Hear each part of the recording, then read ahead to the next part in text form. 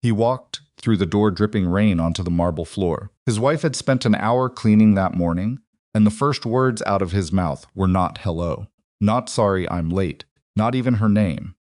I want a divorce. Amara didn't scream. She didn't throw anything. She simply set down the glass she was holding and looked at her husband of 4 years, the man whose family had called her the African, at every dinner table, in every room she was never supposed to understand, in a language they assumed she couldn't speak. They were wrong about that. They had always been wrong about that. Tonight, Amara Park was done pretending otherwise. If this were you, if the person you sacrificed everything for waited until you were 8 months pregnant to ask for a way out, what would you do? Stay with me, because what Amara did next changed everything. If this story already has you feeling something, please subscribe and hit that notification bell. I have more stories like this one coming, and you don't want to miss them. Like this video and drop a comment telling me what city or country you're watching from. I want to see exactly how far this story has traveled. The rain had been falling since 3 in the afternoon, and by the time Junho Park pushed open the front door of their apartment, on the 14th floor, the city outside looked like someone had smeared it with gray paint. His coat was soaked through. His shoes left dark prints across the entryway. Amara heard him before she saw him. She always did. 4 years of marriage had taught her the exact sound of his footsteps, the slight drag of his left foot when he was exhausted, the deliberate heaviness when he was angry, and something in between when he was carrying news he hadn't yet figured out how to say. Tonight was the third kind. She was standing at the kitchen island, one hand resting lightly on her stomach without thinking about it, the way she'd been doing for months now. The habit had started around week 16, this unconscious reaching toward the weight of the baby, like her hand needed to confirm the whole thing was still real. She heard him stop in the entryway. She heard him not move. "Close the door," she said, without turning around. "You're letting the cold in." The door clicked shut. Still, he didn't come toward her. Amara reached for the glass of water on the counter and took a slow sip. Her lower back had been aching since noon. She had a client call in 40 minutes. She had a presentation to revise, and a contractor who hadn't returned 3 emails, and a mother-in-law who had called twice that day and hung up when Amara answered. A normal Tuesday, Amara. His voice came out flat. Not angry flat. Not tired flat. The particular flat that meant he had rehearsed whatever he was about to say, and the rehearsal hadn't helped. She turned around. He was standing in the middle of the living room, coat still on, hands hanging at his sides. Junho Park was 36 years old, the only son of one of Seoul's most prominent business families, currently running the North American operations of Park, consolidated with the kind of controlled authority that made other men nervous in meetings. He was, by every measurable standard, a man who knew exactly how to handle difficult situations. He looked like he might pass out. "What is it?" Amara asked. "I want a divorce." The words landed without drama. No build-up, no softening. Just 5 syllables dropped into the middle of their kitchen like something he needed to get rid of before he lost the nerve. Amara didn't move. She looked at him for a long moment, really looked at him, the way she hadn't let herself in months, because looking too closely at Junho lately meant seeing things she wasn't ready to name. The tension he carried in his jaw, the way he angled his phone away from her when it buzzed. The fact that he had stopped asking about her work, stopped asking about the baby's kicks, stopped reaching for her in the night the way he used to. She had noticed all of it. She had filed it away and kept going, the way she'd learned to do in Sid's marriage. "You're dripping on the floor," she said. He blinked. Whatever he had expected her to say, it wasn't that. "Amar, the floor, Junho.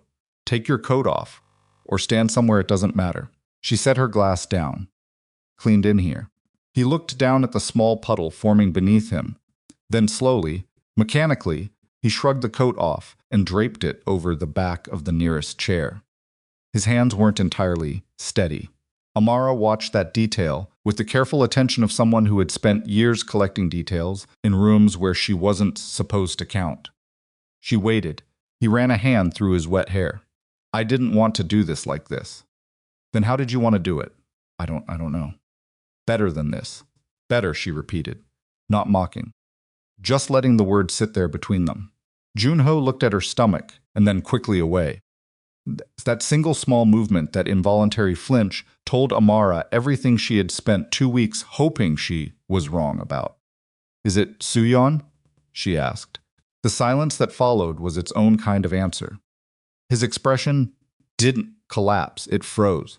There's a difference. Collapse is emotional. Freeze is guilt, trying to organize itself fast enough to look like something else. Amara recognized the difference. Suyeon Che was the daughter of the Park family's oldest and most powerful business partner. She was 32, educated in Europe, fluent in 4 languages, and had been photographed beside Junho at no fewer than 6 industry events in the past 18 months. His mother, Yoon-suk Park, spoke Suyeon's name the way other women speak of answered prayers. At every family dinner Amara had attended in 4 years, Yoon-suk had managed to mention Suyeon at least once. Sometimes disguised as a business update, sometimes framed as nostalgia. "Oh, Suyeon was just asking about Junho. I ran into her at the gallery. She's doing so well." Sometimes on the harder evenings, not disguised at all. Amara had understood every word. That was the thing about the Park family's assumption that their Nigerian daughter-in-law couldn't follow Korean conversation. It had been an assumption they formed in the first month of the marriage, and never thought to revisit. Why would they? She had never corrected them. She had sat through 4 years of family dinners, with her hands folded in her lap, and her face arranged in the expression of a woman who was politely lost, nodding at the appropriate pauses, smiling at the moments that seemed to call for smiling. She had understood every single word. The comments about her hair in the first year so difficult. How does she manage it? And apparently, they just don't bother with it the way we do. The conversation at Chuseok dinner about what their grandchildren would look like, conducted directly across the table from her while she helped herself to more food. Yoon-suk's running commentary to her sister about whether Amara was really capable of understanding what it meant to be the wife of a Park, with all that entailed, with all the weight of the family name and the family expectations, and the particular way Park women were supposed to carry themselves. "She's not wrong that the girl works hard," Yoon-suk had said once, to her husband, in the kitchen, while Amara was 3 feet away washing dishes. But working hard isn't the same as belonging. Amara had kept washing the dishes. She had kept washing the dishes because she was 28 years old, and deeply in love with a man she had believed, at the time, loved her the same way back. And because she had made a decision when she married Junho that she would not let his family's cruelty cost her the marriage. She would outlast it. She would be so undeniably good at being his wife that eventually there would be nothing left to say. That had been the plan. She had not planned on Suyeon becoming something other than a name his mother mentioned at dinner. "How long?" Amara asked. "Amara, how long, Junho?" He pressed his thumb against the edge of the kitchen counter. She watched the knuckle go white. 8 months. 8 months. She did the math without wanting to. She was now 8.5 months pregnant. She had found out she was expecting at almost exactly the same moment, give or take a week, that her husband had apparently decided he wanted someone else. She had been pregnant and building a nursery and choosing names and lying awake, wondering why Junho felt so far away, and he had been 8 months deep into something with Suyeon Che. Amara picked up her water glass again. Her hand was perfectly steady. She noted that with a kind of distant pride, the part of her that had been surviving difficult rooms for a very long time was still operational. "And your family?" she asked. "They know?" Something crossed his face that was almost shame. "Almost. My mother has known for some time." Of course she had. Of course Yoon-suk Park had known for some time, and had made her 2 phone calls that day, and hung up when Amara answered, and had said nothing. Because why would she say anything? This was already decided. This had probably been decided, somewhere Amara wasn't in the room for, and the only remaining administrative task was for Junho to stand in front of his pregnant wife and deliver the conclusion. Amara set the glass back down. "I see," she said. "I'll make sure you're taken care of. Whatever you need financially, the apartment, I'm not having this conversation tonight. Amara, I am 8 months pregnant, and I have a client call in 35 minutes, and my back has been hurting since noon. She picked up her phone from the counter and turned toward the hallway that led to her office space. Whatever your attorneys want to send me, they can send me. But you are not going to stand in my kitchen and negotiate my future at me tonight. Can you just... He took a step toward her. Can we just talk about this? She stopped. She turned back around. Junho Park, facing her, looked like a man who had prepared for a storm and found himself standing in something quieter and much harder to navigate. He had prepared for crying. He had probably prepared for throwing things. He had, she suspected, prepared for the kind of devastation that would let him leave feeling like a man who had caused pain rather than a man who had simply proven inadequate. She was not going to give him that. I have something to tell you first, she said. She walked back to the counter. She opened the drawer beside the refrigerator, the one where she'd been keeping it for 3 weeks and for the right moment, because she had wanted it to be a celebration and had kept finding reasons to wait one more day, one more week, one more better time. She took out the ultrasound photograph. She placed it on the counter in front of him. He looked down at it. His face went through 6 different expressions in about 4 seconds. None of them were complete. All of them were real. Confusion first, then comprehension slowly assembling itself.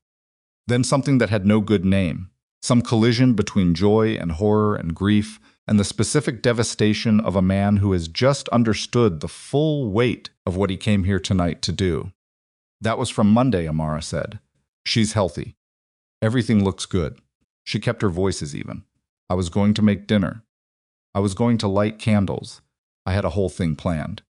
Junho's hand moved toward the photograph and stopped. You didn't walk away from your wife tonight, Amara said. Her voice didn't waver. Her hand moved, without thinking, back to her stomach. You walked away from your daughter. She watched him absorb that. She watched the way the word daughter hit him, saw it in his eyes, the slight widening, the wet shine at the edges, that he was fighting hard not to let become anything more. He didn't say anything.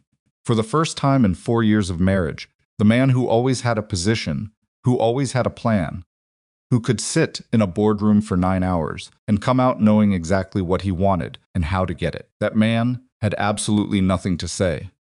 Amara picked up her phone. I need to prepare for my call, she said.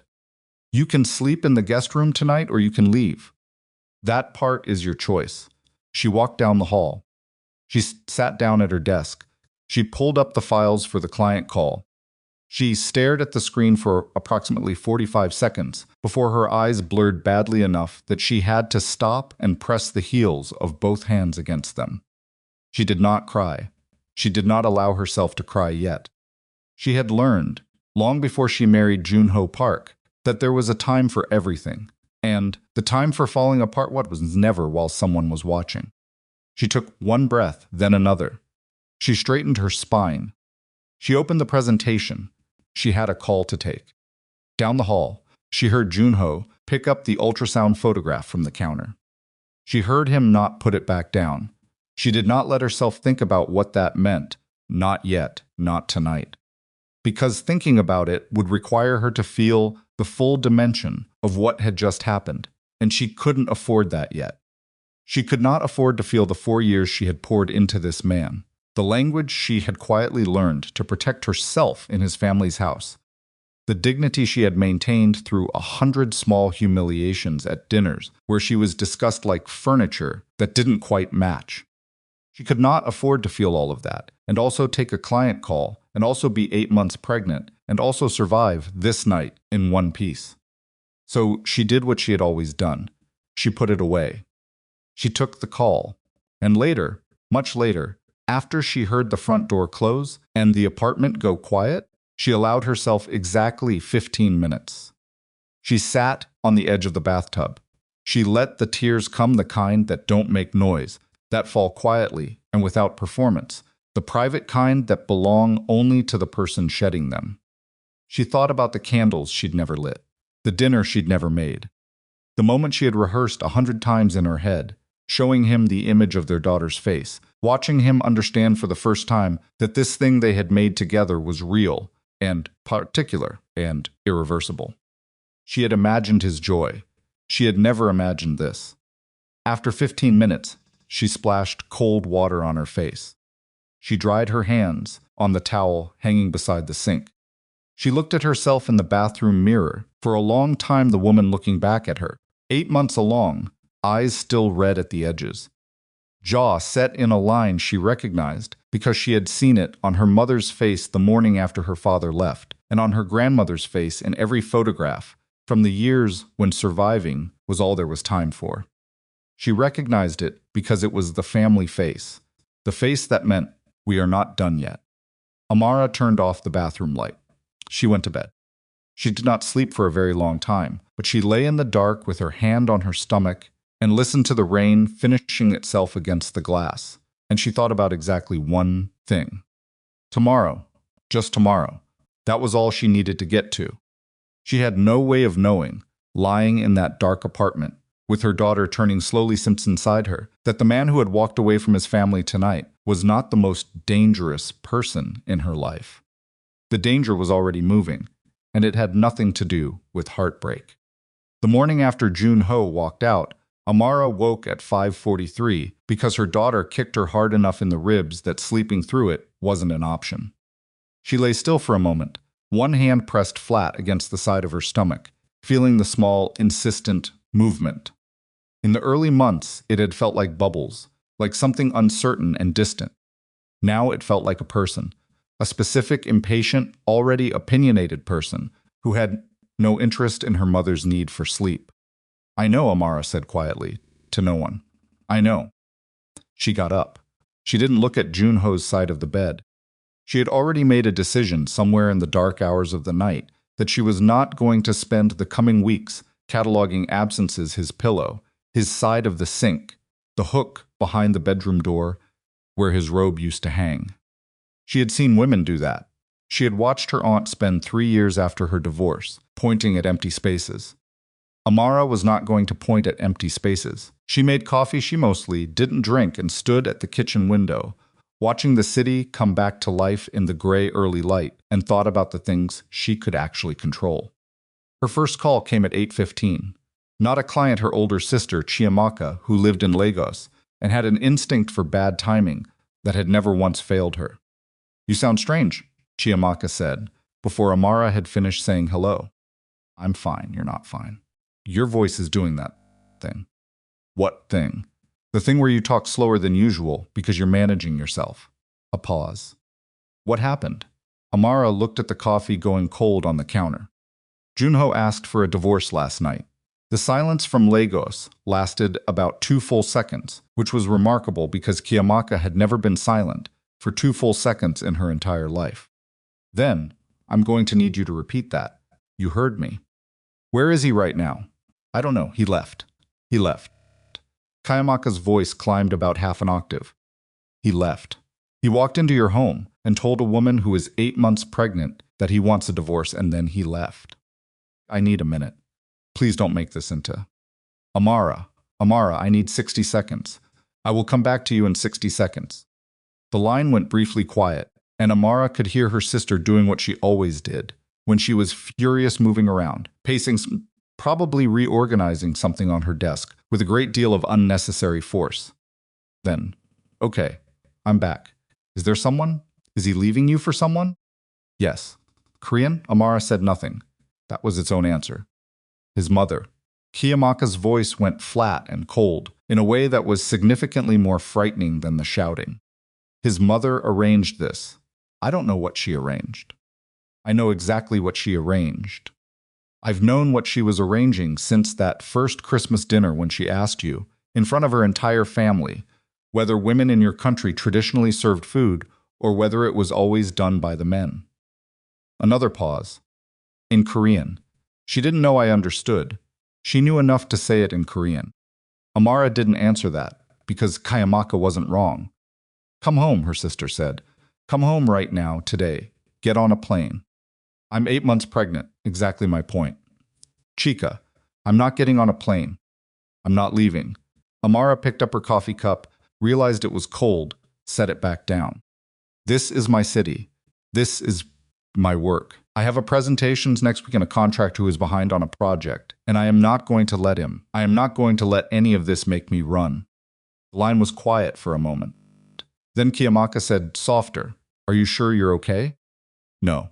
That was the most honest thing Amara had said since the conversation began. But I will be. She meant it. She wasn't entirely sure she believed it yet, but she meant it.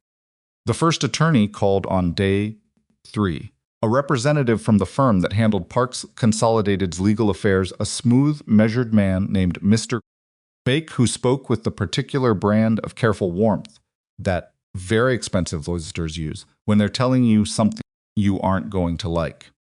The settlement offer was significant.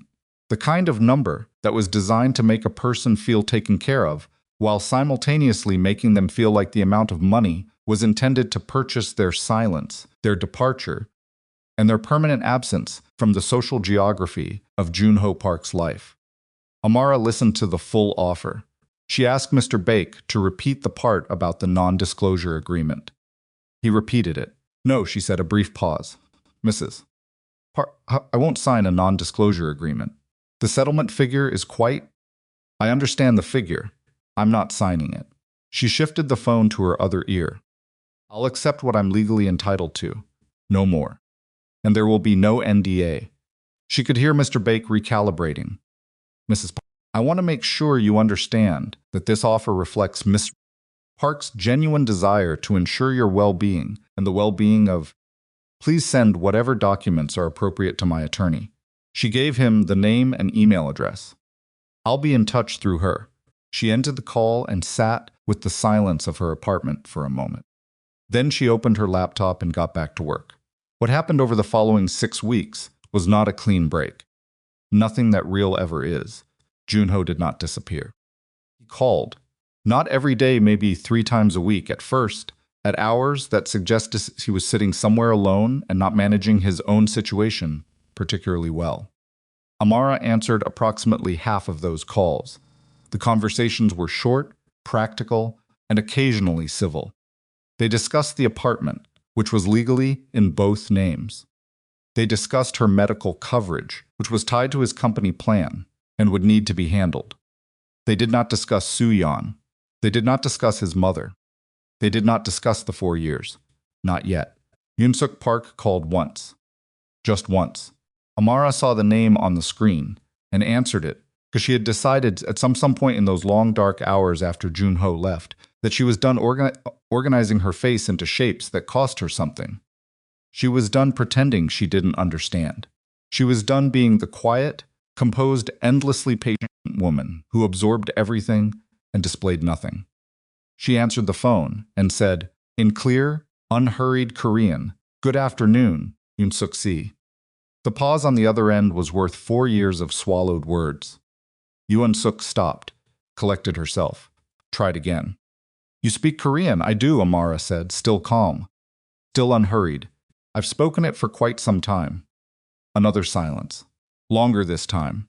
Amara could hear the specific quality of the quiet, not just surprise, but the rapid, uncomfortable calculation of a woman replaying 4 years of dinner table conversation and beginning to understand exactly how much had been heard and understood and cataloged and remembered. How long, Yoon-suk said finally. Her voice was different now. The warmth that had always been slightly performative was entirely gone. Since before the wedding. The silence that followed that sentence had weight. I see, Yoon-suk said. Was there something you needed? Amara asked. Call lasted 4 more minutes. Yoon-suk said very little. She ended it with a formality that was its own admission, the bowing out of a woman who has just discovered that the game she thought she was winning had been observed, in detail, by the person she thought was losing it. Amara set the phone down. Her hands were shaking slightly. Not from fear.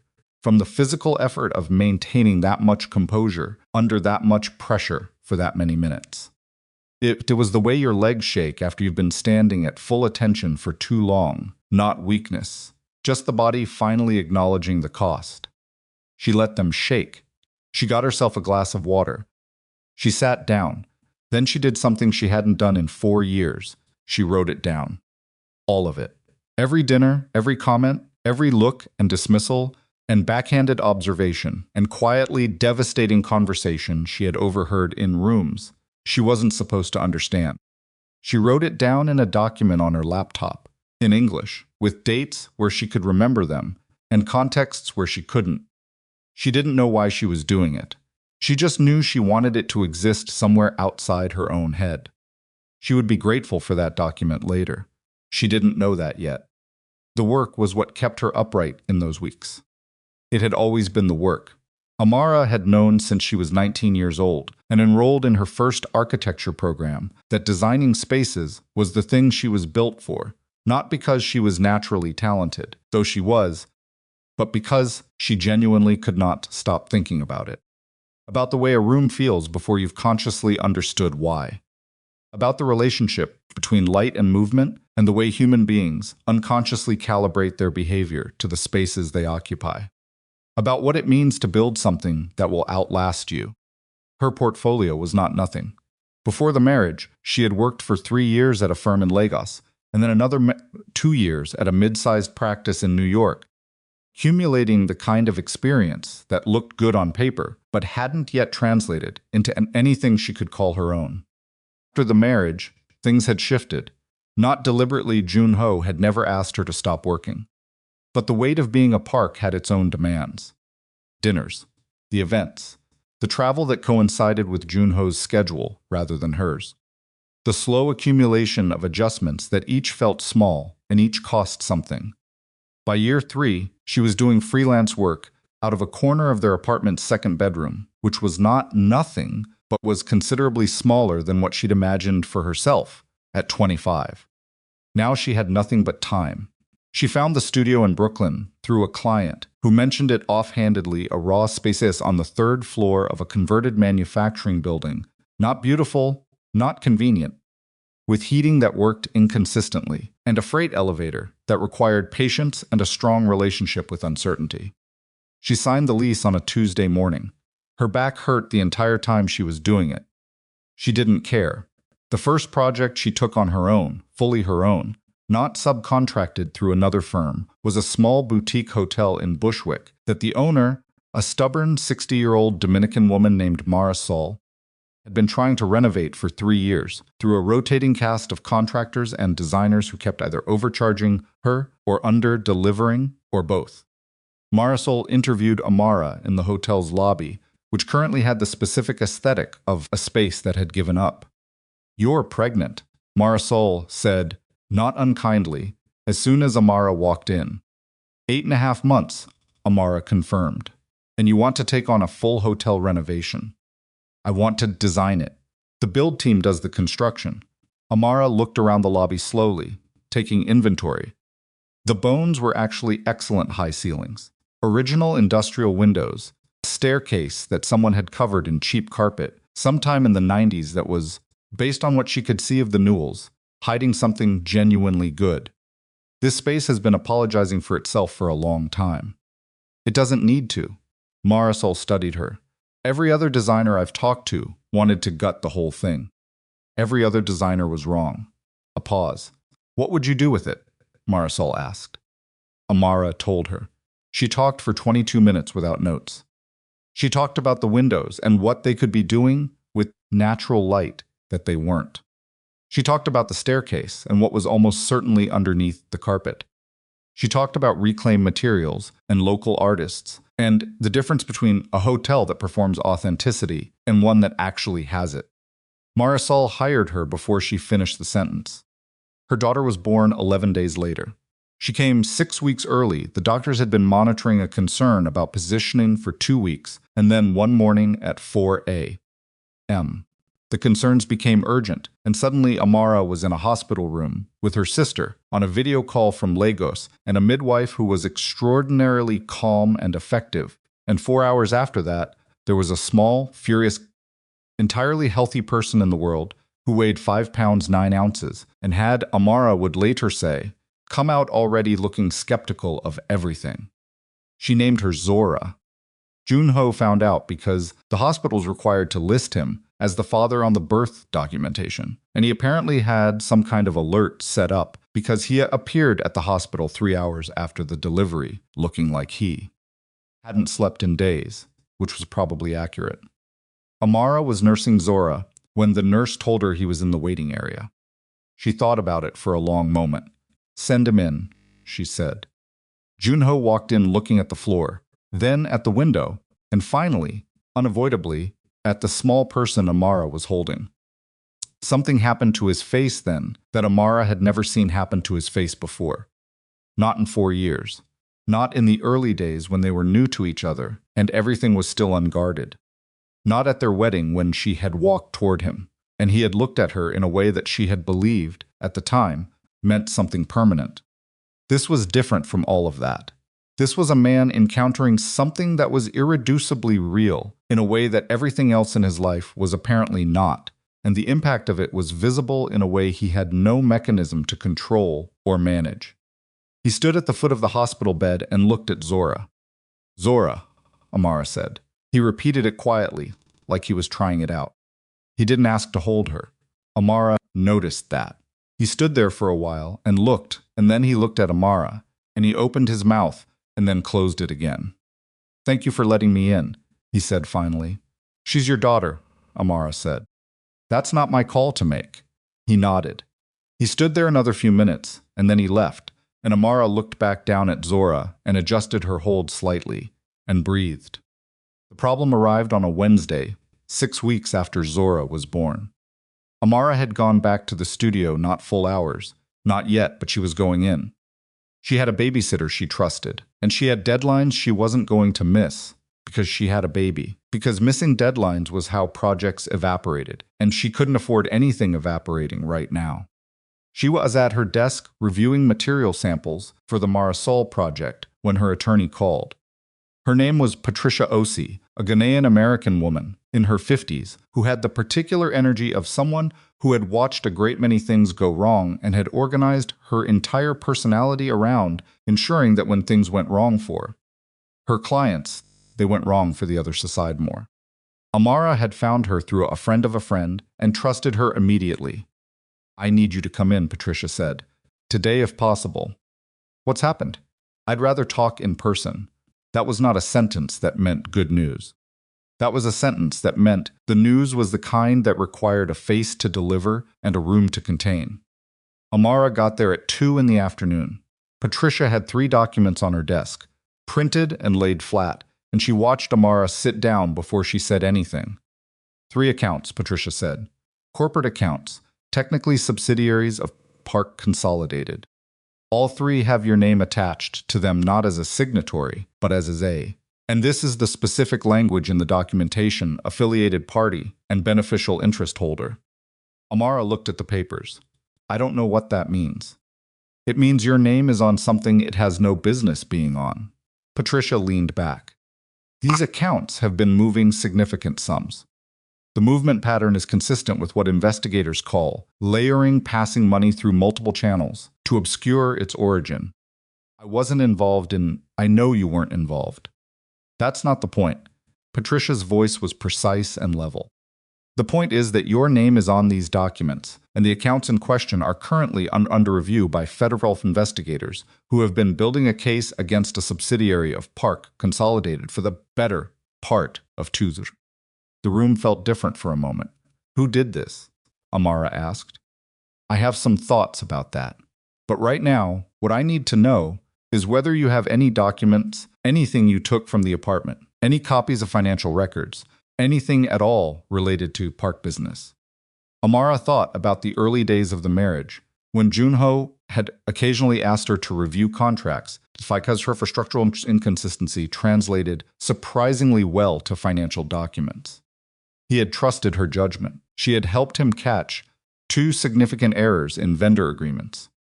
She had access, during those years, to filing systems that she probably shouldn't have had access to, and being the kind of person she was thorough, careful, constitutionally incapable of ignoring things that didn't add up. She had occasionally made copies of things that didn't add up. Not for any purpose, not with any plan. Just because her instinct said something here is wrong, and her instinct had learned, in 4 years inside that family, to document the things that felt wrong. "Yes," she said. Patricia looked at her carefully. "What kind of documents?" Financial records. Copies. She paused. I noticed some transactions going through accounts I didn't recognize. Maybe 18 months ago. I copied the records because something felt off. Where are they? My studio. In a hard drive in my desk. Patricia was quiet for a moment in the way that lawyers get quiet when something important has just rearranged the landscape of a situation. Those documents may be evidence, she said. They may also be what someone is looking for. Amara went completely still. I want you to go get that hard drive today, Patricia said. Not tomorrow. Today. And I want you to bring it directly here. Amara left the office at 2:45. She drove to Brooklyn. She parked in front of the building, took the freight elevator to the 3rd floor, unlocked the studio. The studio was wrong. She knew it before she was fully through the door. The quality of the stillness was wrong. The way the air sat in the space was wrong. And the filing cabinet she kept beside her desk was open when she had locked it this morning without question, because she always locked it. She stood in the doorway and did not move. Her desk had been gone through.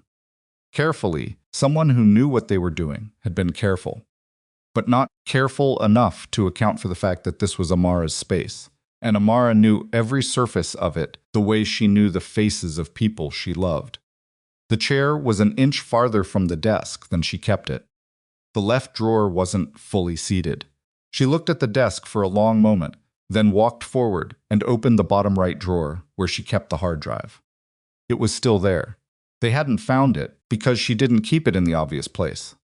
She kept it in a false bottom she'd installed herself, because she was a woman who had spent 4 years in a house where she wasn't entirely trusted, and she had learned, slowly, to arrange her private things accordingly. She picked up the hard drive. Her phone buzzed, a number she didn't recognize. She almost didn't answer. Then something made her. The voice on the other end was male, professional, and careful. He identified himself as a federal investigator. He said he had been trying to reach her through her attorney, who had apparently already connected the dots faster than Amara realized. He said they needed to speak with her. He said her name had appeared in the documents of an investigation that had been active for 22 months. He said she was not at this time a target. The words "at this time" did an enormous amount of work in that sentence. Amara looked around her studio, the material samples on the table, the half-finished elevation drawings pinned to the wall, the photograph of Zora she'd taped to the corner of her monitor that morning because she needed something good to look at while she worked. I have documents, she said into the phone. Copies of financial records I made, approximately 18 months ago. I believe they may be relevant. A pause. Then Mrs. Park Adeyemi, she said. My name is Amara Adeyemi.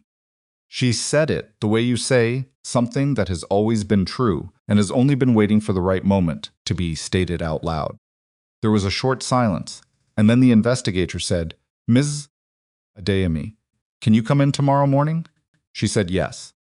She ended the call. She stood in her studio with the hard drive in her hand and understood, with the particular clarity that only arrives when a situation has just removed all its remaining exits, that whatever she had believed this was a divorce, a painful and complicated divorce, it had been something else underneath the whole time. She had been used as cover. She didn't know yet by whom. She had suspicions, the same instinct-based suspicions that had made her copy those documents in the first place, that had made her document the dinner conversations, that had made her lock the filing cabinet every morning without being fully conscious of why. But she was conscious of it now. She put the hard drive in her bag. She took the elevator down. Outside, the city moved past her without interest, the way cities do cabs and scaffolding, and 2 men arguing in front of a hardware store and a woman walking fast with a coffee in each hand. All of it completely indifferent to the fact that Amara Adeyemi was standing on the sidewalk having just understood that the ground beneath her life was not what she'd believed it to be. She called Patricia. I found the drive, she said. And someone searched my studio. Patricia said nothing for a moment. Then, are you somewhere safe right now? Amara looked up and down the block. Nothing obviously wrong. Nothing that she could name. Just the ordinary noise of a city afternoon doing its ordinary thing around a woman standing in it who suddenly felt profoundly, specifically visible. Think so, she said. Go somewhere public, Patricia said. Don't go back to the studio tonight. Bring the drive to me first thing in the morning before you go anywhere else. Amara put the phone in her pocket. She thought about Zora at home with the babysitter. She thought about the photograph on the corner of her monitor. She thought about the filing cabinet with its open drawer, and the careful someone who had gone through her desk and not found what they were looking for, and what it meant that they hadn't found it. It meant they would try again, and the next time, they might not be looking only for documents. She started walking toward the subway, fast, head down, the hard drive pressed flat against her side, through the fabric of her bag, and the city moved around her, indifferent, enormous. And she walked into it like a woman who has just run out of time for being afraid and has arrived, without quite deciding to, at the far harder country of deciding what to do. She didn't sleep that night, not because Zora kept her up. Zora slept in 4-hour stretches now, reliably enough that Amara had started to trust it. She lay in the dark and listened to her daughter breathe through the monitor on the nightstand. Und kommt. And she turned the hard drive over in her hands in the dark like it was something that might tell her something if she held it long enough. It didn't. At 5 in the morning, she got up and made coffee and sat at the kitchen table and opened her laptop and looked at the documents she'd copied 18 months ago. She had looked at them, had looked at them when she copied them, had looked at them twice more in the months that followed when the unease in her stomach refuses to settle. Each time she'd told herself she was probably reading it wrong, that she didn't understand corporate finance at the level required to interpret what she was looking at, that there was probably a legitimate explanation she wasn't sophisticated enough to see. She looked at them now with the particular attention of a woman who had just had her studio searched and received a call from a federal investigator and understood that the time for giving anyone the benefit of the doubt had fully expired. 3 accounts, all subsidiaries not of Park consolidated directly, but of a holding company 2 layers removed from the main organization. The kind of distance that requires deliberate construction. The transactions moved in irregular amounts at irregular intervals, which she now understood was the point. Irregular amounts at irregular intervals were harder to pattern match than round numbers on a schedule. The accounts were old. They predated her marriage by 4 years. But her name had been added to the documentation approximately 8 months after the wedding. 8 months after the wedding was also approximately when Junho had asked her to review a set of incorporation documents for what he described as a restructuring of some legacy holdings. She had looked them over and flagged 2 issues and handed them back and thought nothing more of it. She stared at the screen. She thought about the word affiliated. She thought about the phrase beneficial interest holder. She thought about the fact that Junho had handed her those documents, specifically not his attorneys, not his CFO, but her, a woman with an architecture degree and a good eye for inconsistency, a woman who would catch the surface errors, but would not necessarily know what she was signing adjacent to. She closed the laptop. She sat very still. Then she picked up her phone and called Junho. It was 5:17 in the morning. He answered on the second ring, which meant he wasn't sleeping either. Amara. His voice was alert in the way that meant he'd been waiting for something, though maybe not this specific thing. I need you to come here, she said this morning. Before 9. Zora is fine. This isn't about Zora. She kept her voice flat. She had learned, somewhere in the past 6 weeks, that flat was more frightening to Junho than angry. Angry he knew how to manage. Flat made him uncertain. Come here. We need to talk about the accounts. The silence on his end lasted about 4 seconds. What accounts? He said. And even through the phone, even at 5 in the morning, she could hear that he already knew exactly which accounts. 8 in the morning, she said. Don't be late. She ended the call. She went and checked on Zora. Her daughter was on her back with both arms thrown wide, the way she always slept, like someone who had decided to take up as much space as possible from the very beginning. Amara stood in the doorway for a moment and looked at her, then went back to the kitchen and drank her coffee and waited for the city to get light. Patricia arrived at 7:45 because Amara had called her at 6 and explained, and Patricia was the kind of attorney who showed up. She came in, assessed the apartment in approximately 10 seconds, set her bag on the kitchen table, and said, "Give me the drive." Amara gave it to her. Patricia plugged it into her own laptop, and for the next 35 minutes, neither of them spoke much.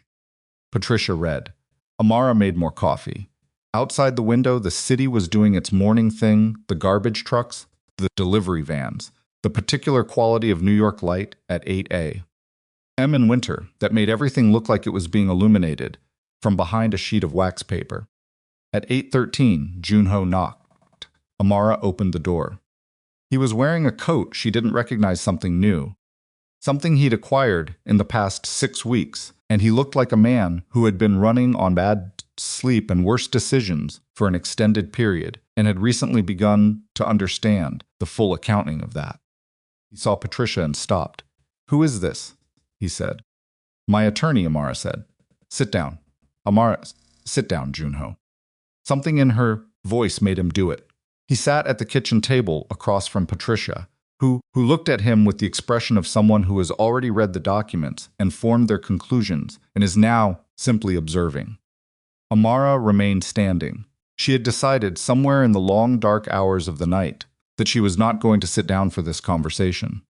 "My name is on 3 accounts," she said, "subsidiaries of Che Park Holdings, which is itself a subsidiary of a holding company that exists to be as far as possible from anything with the park name on it. The accounts have been used to move money in patterns consistent with what federal investigators call layering. The documentation adding my name to these accounts was signed approximately 8 months after our wedding." She paused. "I reviewed incorporation documents for you around that same time. You told me it was a restructuring." Junho said nothing. "Was it a restructuring?" she asked. Amara answered the question. He looked at his hands, then at Patricia, then back at Amara. He had the specific quality of stillness that she had never seen in him before. Not the controlled stillness of a boardroom, but something involuntary, like a man who has run out of forward motion. "I didn't know," he said, "what they were doing with those accounts." "Who is they?" He didn't answer immediately. Junho, her voice was still flat, still level. The effort of maintaining it was considerable. "Who is they?" Che. He said it quietly. "Director Che." Suyon's father. Patricia leaned forward almost imperceptibly. "Director Che has been a partner in Park, consolidated for 11 years, Junho said. He was looking at the table now, speaking to the surface of it rather than to either of them. He has always operated certain subsidiaries, independently legacy arrangements, from before my father handed operations to me. I inherited them. I did not audit them the way I should have. And my name?" Amara said. A pause. "I was told it was a liability distribution structure. That having a name not directly associated with the Park family on certain documentation was a standard protective measure." "Who told you that?" "Our corporate attorney at the time, who was also retained by Director Che." Junho looked up. "I found that this morning," Patricia said, and her voice was as comfortable and pleasant as someone describing the weather. "He retained the same firm, different partners, but same firm. That's a conflict of interest that should have been visible to anyone paying attention." Junho stared at her for a moment. Then he looked back at Amara, and she watched the specific process of a man arriving at an understanding he had apparently been avoiding for quite some time. "He used you," Amara said, "and you gave him access to me to do it. I didn't know you didn't look." The flat voice cracked then, not into crying, but into something harder. Something that had been compressed. "A long time. You were so busy managing your family's politics and conducting your affair and deciding I wasn't worth keeping that you stopped looking at anything happening inside your own organization. And in that gap, someone used my name to cover their activity." Junho's jaw tightened. "I'm going to fix this." "How?"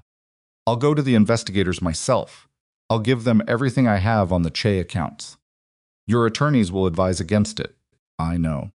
"You'll expose your own organization." "I know. Your family will—" She stopped. Restarted. "Your mother will not forgive this." Something moved in his face at that. "My mother," he said carefully, "has some accounting of her own to do." Patricia looked between them. "There's something else," she said. Both of them looked at her. She turned her laptop to face them. On the screen was a page of documentation, not the financial records from the hard drive, but something she had pulled up herself, from sources Amara couldn't immediately identify. Director Che's relationship with the Park family goes back further than 11 years, Patricia said. Specifically, his relationship with Yoon Suk Park goes back to before her marriage. The room was very quiet. They were in business together. In the late 90s, Patricia continued, a venture that failed. There are some questions about how it failed and who absorbed the losses and who didn't. She paused. What's interesting is the timing of certain decisions inside Park consolidated. The expansion into North American markets, the specific subsidiaries that were structured the way they were. The choice of legal representation. She closed the laptop. The proposal that Junho marry Soo Yeon. Amara heard the words, but it took a moment for them to assemble into meaning. His mother, she said slowly. I can't prove it yet, Patricia said.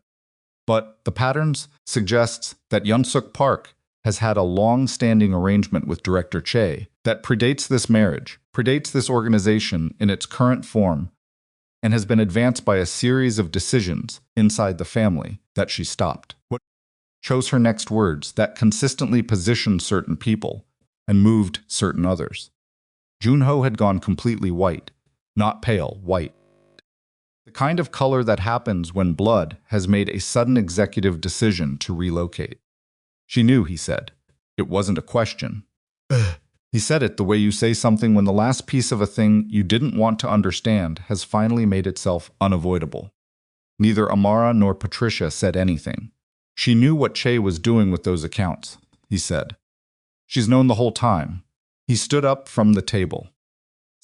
Sat back down, stood up again. She encouraged me till she pushed the marriage with Soo Yeon. She said it was about the family name, she said. He stopped. His hands went flat on the table.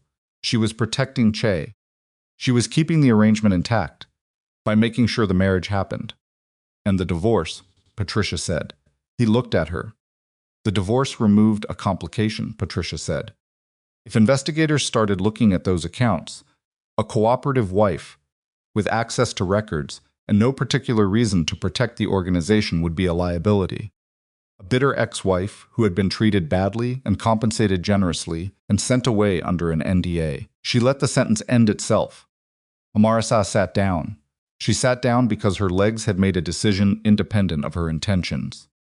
She had come into this morning with anger. She had prepared for a confrontation, had organized herself around it, had spent the night constructing the architecture of this conversation in her head.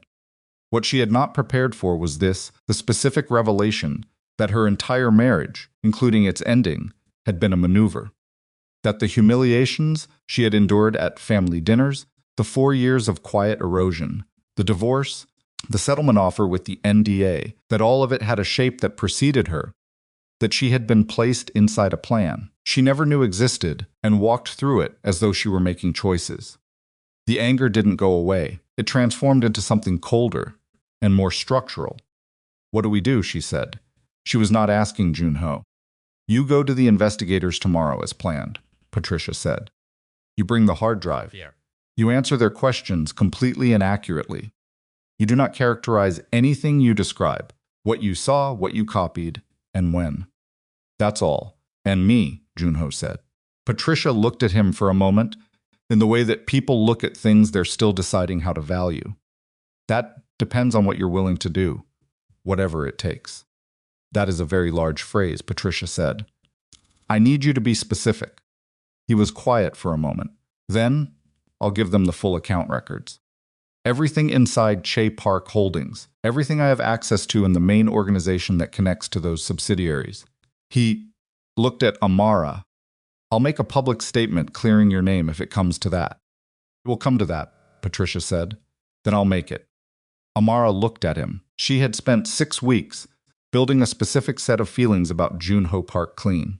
Organized feelings about what he was, and what he'd done, and what she expected from him going forward. None of those feelings had included this. This version of him sitting at her kitchen table, looking like a man who had just understood that the family he had spent his entire life serving had been running a con that included him. She didn't feel sorry for him. She wanted to be clear about that, at least to herself. What he was experiencing right now was the particular grief of discovering that loyalty you assumed was mutual was actually instrumental, and while she understood that grief, she had no resources left for absorbing it on his behalf. But she believed him. She wasn't sure if that made anything better. Go, she said. Talk to your attorneys. Or don't. That's your decision to make. She looked away from him, toward the monitor on the counter, toward the small ambient sounds of Zora beginning to stir in the next room. But whatever you decide it fast. Because I don't think we have a lot of time. Junho left at 9:15. At 9:40, Amara's phone rang. It was a number she didn't recognize, and she would not have answered it except that Patricia was standing right there and nodded at her to take it. The woman on the other end identified herself in Korean. Yunsuk Park, not calling from her usual number. Amara felt something move through her chest, a cold current, fast and unpleasant. She kept her face neutral and switched her own response to Korean without pausing. I know you're meeting with investigators tomorrow, Yunsuk said. Her voice was different from the last call. The calculation was gone. What was left was something rawer, not emotion exactly. More like the sound of someone operating from a position they hadn't intended to occupy. I want to talk to you before that happens. I'm listening, Amara said. In person. Amara looked at Patricia, who was watching her face and clearly reading enough of the body language to follow the general shape of the conversation. Patricia shook her head slowly, clearly meaning, don't. I think that's a good idea, Amara said. I can explain things, Yunsuk said. About the accounts, about how this started. There are things Junho doesn't know, and things the investigators won't be able to see from the documents alone. And if you go in tomorrow without understanding the full picture. Are you trying to get me not to go tomorrow? Amara asked. Pause. Very brief. I'm trying to make sure that if you go, you understand what you're walking into. With respect, Yunsuk sis, I think I understand what I'm walking into. Amara kept her Korean precise and unhurried, the same way she had spoken it on that first call. The way that communicated, I have been here this whole time. I have heard everything. And I think you understand that I understand. The silence this time was longer. You've known for years, Yunsuk said finally. Haven't you? Yes, everything, most of it. Another silence. Then, very quietly, in a tone Amara had genuinely never heard from this woman, not warmth exactly, but something adjacent to honest. You are not what I thought you were. No, Amara said. I'm not, she ended the call. Patricia said, don't go anywhere near her. I know. I mean it, Amara, whatever she said. I know, she set the phone down. Her hands were steady. She noticed that and filed it away as information about who she was becoming inside this situation. She's not going to approach me directly again. That call was a test. Of what? Of whether I can be managed. She looked at Patricia. She needed to know how much I know and whether I'm controllable. And now she knows. Yes. Patricia looked at her for a long moment. For what it's worth, she said, you're handling this better than most people I've seen in this position. I'm not handling it, Amara said. I'm just moving. She picked up her coffee cup and found it empty and set it back down. There's a difference. The next 17 hours were some of the most specific hours of Amara's life. Not dramatic. Actually strangely quiet. She fed Zora at 10 and at 2 and at 6. She revised the material specifications for Marisol's hotel. She answered 2 emails from a potential new client who had seen photographs of the preliminary work and wanted to discuss a restaurant redesign in Carroll Gardens. She ate half a sandwich she made without tasting it. She spoke to Kayamaka for 20 minutes and told her sister enough of the situation that Kayamaka stopped asking about Lagos and started asking better questions. She organized the documents on the hard drive into a folder structure that Patricia's assistant had specified, clear and sequential and annotated with dates and contexts. She did it methodically, one file at a time, and the organization of it was something she could control, and she held on to that. At 11:15 at night, her phone buzzed with a news alert. She didn't usually follow business news, but Patricia had set up some alerts in the past week, and this one pulled her off the couch, where she was sitting in the dark with the monitor in her lap. The headline read, Park Consolidated Subsidiary, under federal investigation, executives named. Two names she recognized, both connected to accounts she had copies of on the hard drive. She sat with the phone in her hand and read the full article, which was short and cited sources close to the investigation and was clearly a leak. Someone had moved. Something had already started. The morning meeting she was preparing for was not going to be the beginning of anything. It was going to be a continuation of something already in motion. She called Patricia. I saw it, Patricia said before Amara finished saying her name. Who leaked it? I don't know yet. Junho? Possibly. Possibly the investigators themselves. Possibly someone trying to get ahead of it. A pause. It doesn't change tomorrow. You still go in. You still bring the drive. You still say only what you know for certain. Patricia. Amara kept her voice even. If this is already public. I know, my name is going to be in it. Probably not yet. But it will be. Amara looked at the wall of her apartment.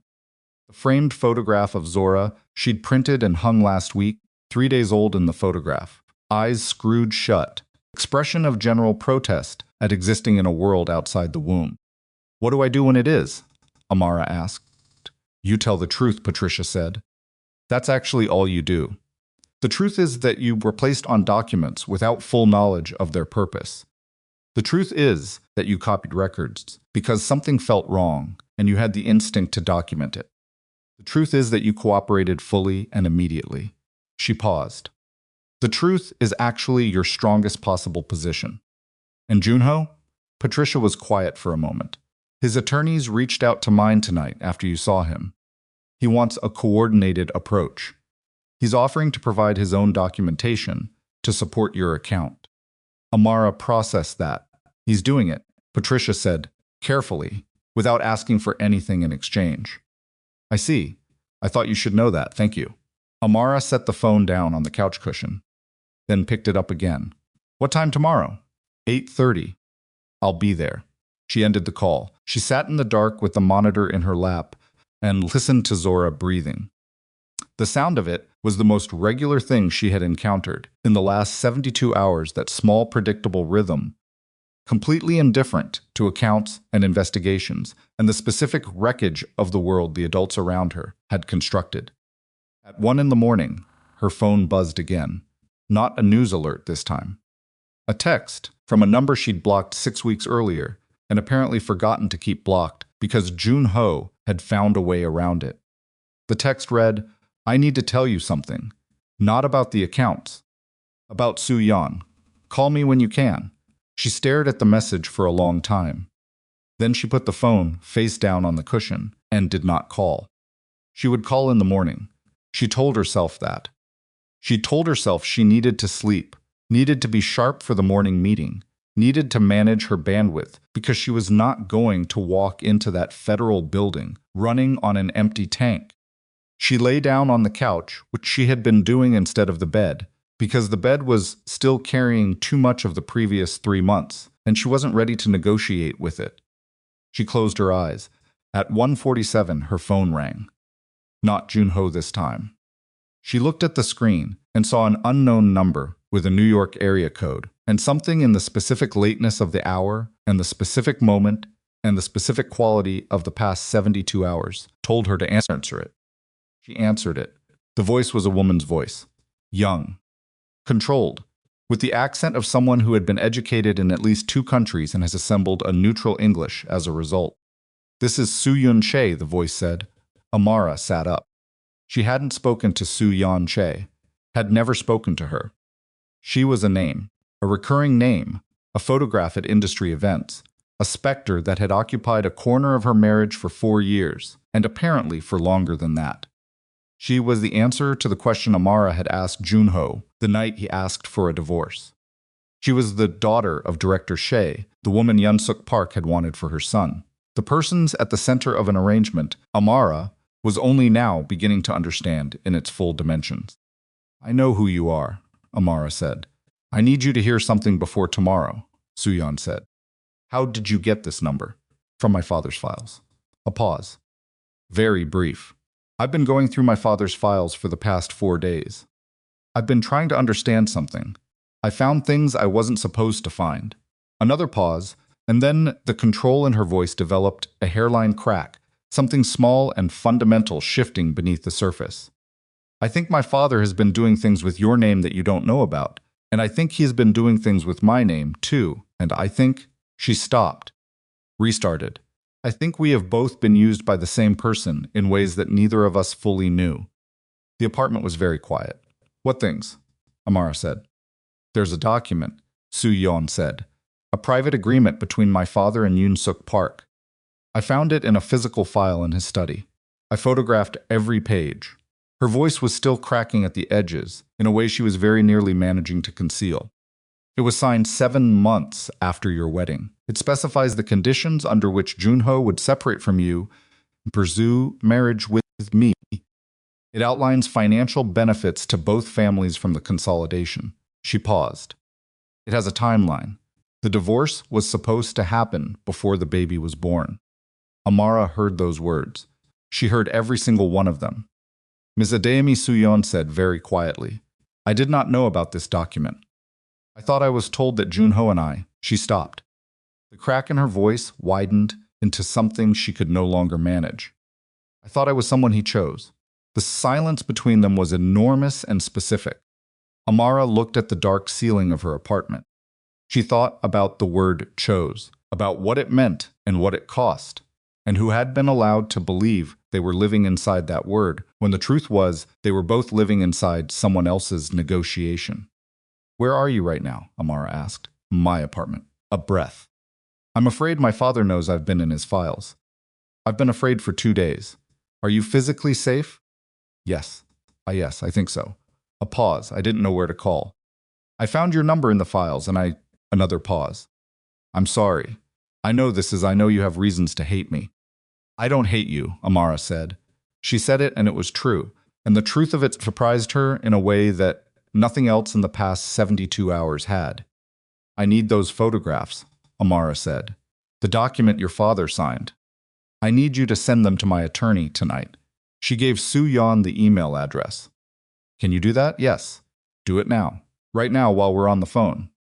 She heard the sound of a phone or a tablet, the soft percussion of a photo library being accessed. Sending, Su-yeon said. Are you willing to speak to investigators? Amara asked. A pause that lasted about felt and contained inside it what sounded like the complete dismantling and reconstruction of a decision. Yes, Su-yeon said. Amara ended the call.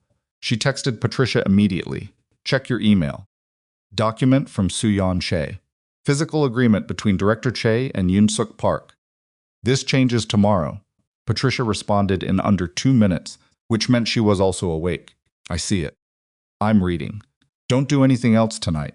Amara set the phone down. She lay back on the couch in the dark of her apartment and stared at the ceiling, and understood, with the precision of someone who has just watched the last wall of a structure they were counting on give way, that nothing about tomorrow was going to be what she had prepared for.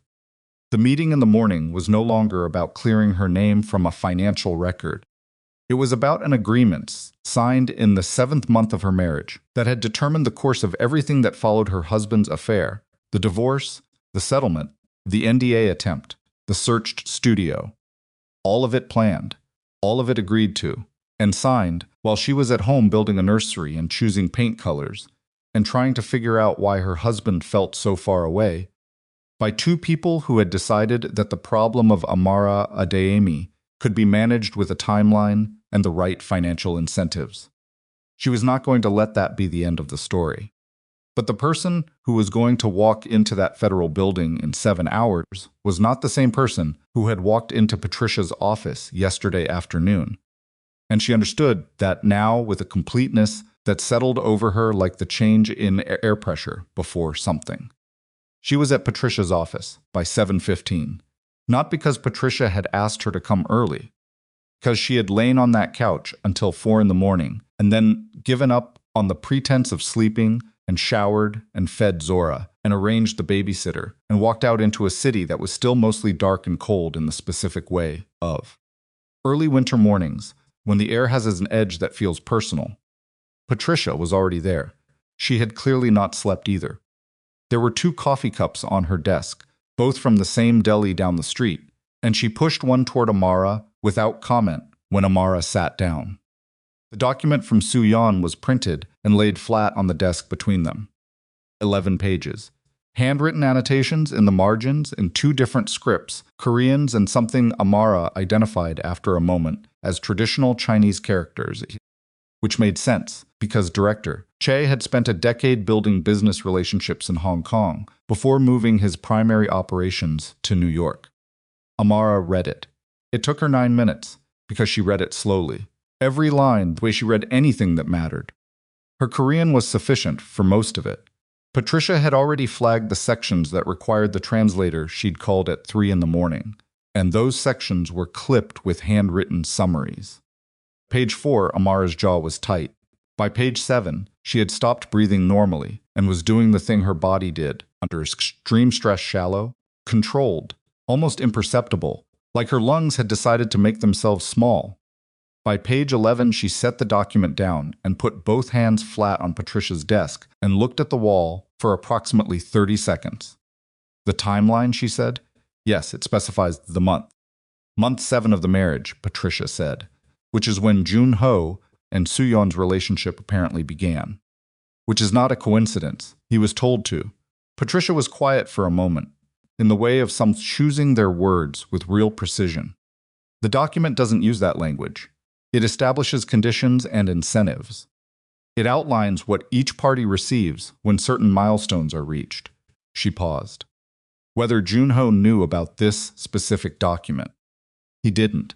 Amara said it without hesitation. Patricia looked at her. He didn't know, Amara said again. He thought he was choosing.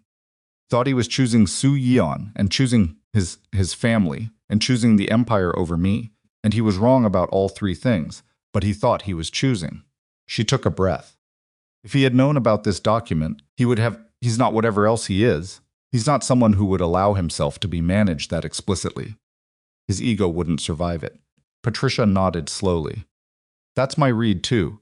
So he was managed without knowing he was being managed. By his mother. By his mother. They sat with that for a moment.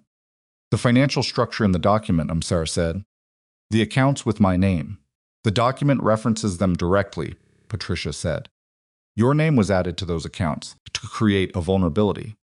If the accounts were ever investigated, your name as an affiliated party would redirect focus either toward you as a suspect or toward the divorce as a motive for your cooperation. Either way, the investigation gets complicated, and the primary parties gain time. I was a firewall, Amara said. Yes, they used me as a firewall.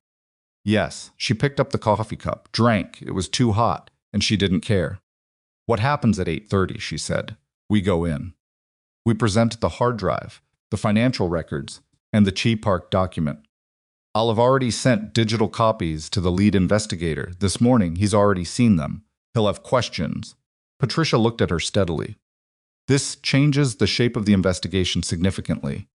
They've been building a case around the financial irregularities. This document gives them the conspiracy that connects those irregularities to deliberate planning. And my name. Your name becomes exculpatory evidence, Patricia said. You weren't a participant. You were a mechanism. There's a legal and factual distinction, and this document establishes it. Amara set the cup down. And Yun-suk Park, she said. Patricia's expression shifted slightly, not much, but enough. That depends on what investigators can establish about her knowledge and involvement. The document is signed by Director Che and has Yun-suk's seal. Whether she can claim she didn't understand what she was signing, Nyan's. She understood. I believe you. She understood every line of it. She's been operating at that level for 30 years. Amara looked at the document. She's been running Jun-ho like an asset since, before he understood what was happening. Patricia said nothing for a moment. Then, Soo-yeon is coming in at 10. Separate meeting, separate counsel. But her testimony will corroborate the document. She also found communications on her father's personal server. She's bringing those. She found communications between Director Che and Yun-suk, going back 14 months. Patricia paused, including discussions about the specific timing of your divorce. and about whether the pregnancy complicated the timeline. The room was very quiet. They discussed my pregnancy, Amara said. Yes, as a complication to a timeline. Yes, she stood up. She didn't do it intentionally. Her body made the decision before her mind did. Some physical refusal to remain seated inside that information.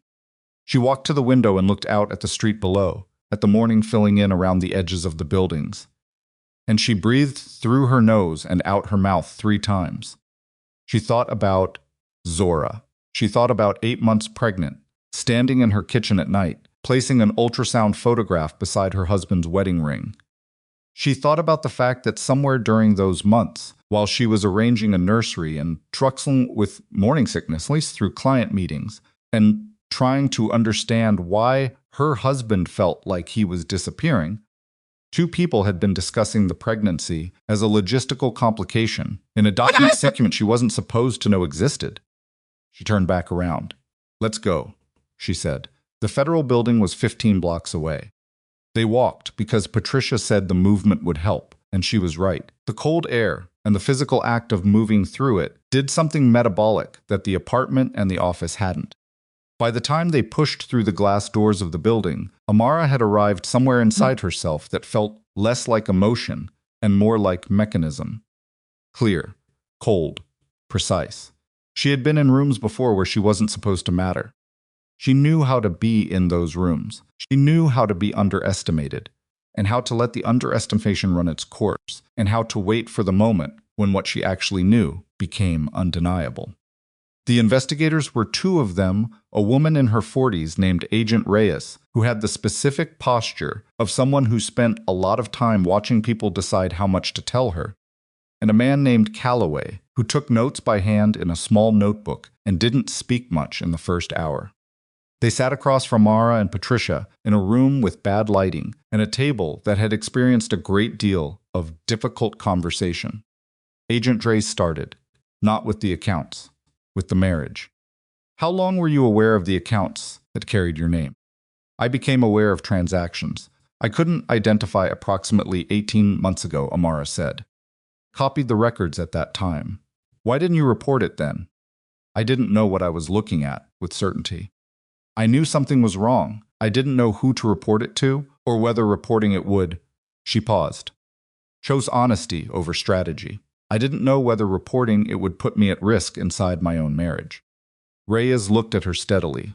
You were afraid of your husband? I was cautious about the environment I was in, Amara said. That's different. Calloway looked up from his notebook. The document you provided this morning, Reyes said. The agreement between Director Che and Yun-Suk Park. Where did that come from? Soo-yeon Che contacted me last night. She had been reviewing her father's files. She photographed the document and sent it to my attorney. Had you had any prior contact with Miss Che? No. Her father is one of the primary subjects of this investigation. I know. Reyes leaned forward slightly. Ms. Adeyemi, I want to be direct with you. The document you've provided fundamentally changes the architecture of this case. We've been building a financial fraud investigation. What you've given us is evidence of a deliberate conspiracy that used your identity as a liability management tool. She paused. That means the people we've been looking at may have additional motive to manage the situation. Do you understand what I'm telling you? You're telling me I should be careful. I'm telling you that you should be more than careful. Tricia said, my client is cooperating fully. We'd like to discuss protective measures. The conversation lasted 2 hours and 40 minutes. By the time they walked back out into the late morning, 3 things had happened. Amara had been formally designated a cooperating witness with associated protections. The investigation had been officially expanded to include Yun-Suk Park as a subject, and Director Che's name had moved from person of interest to primary subject. Patricia's phone rang before they reached the end of the block. She listened for 45 seconds and then said, "Don't let him leave," and hung up. "What?" Amara said. "Junho is at my office." Patricia was already walking faster. "He came in 20 minutes ago. He has something. He wouldn't say what to my assistant, but she said." Patricia glanced at her. She said he looked like a man who'd had the worst night of his life.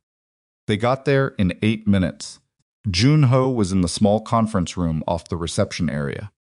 He was sitting with his elbows on the table and his hands pressed together in front of his face in the posture of someone has been sitting in exactly that position for a long time. Because moving feels like a luxury they haven't earned. He had a folder on the table in front of him.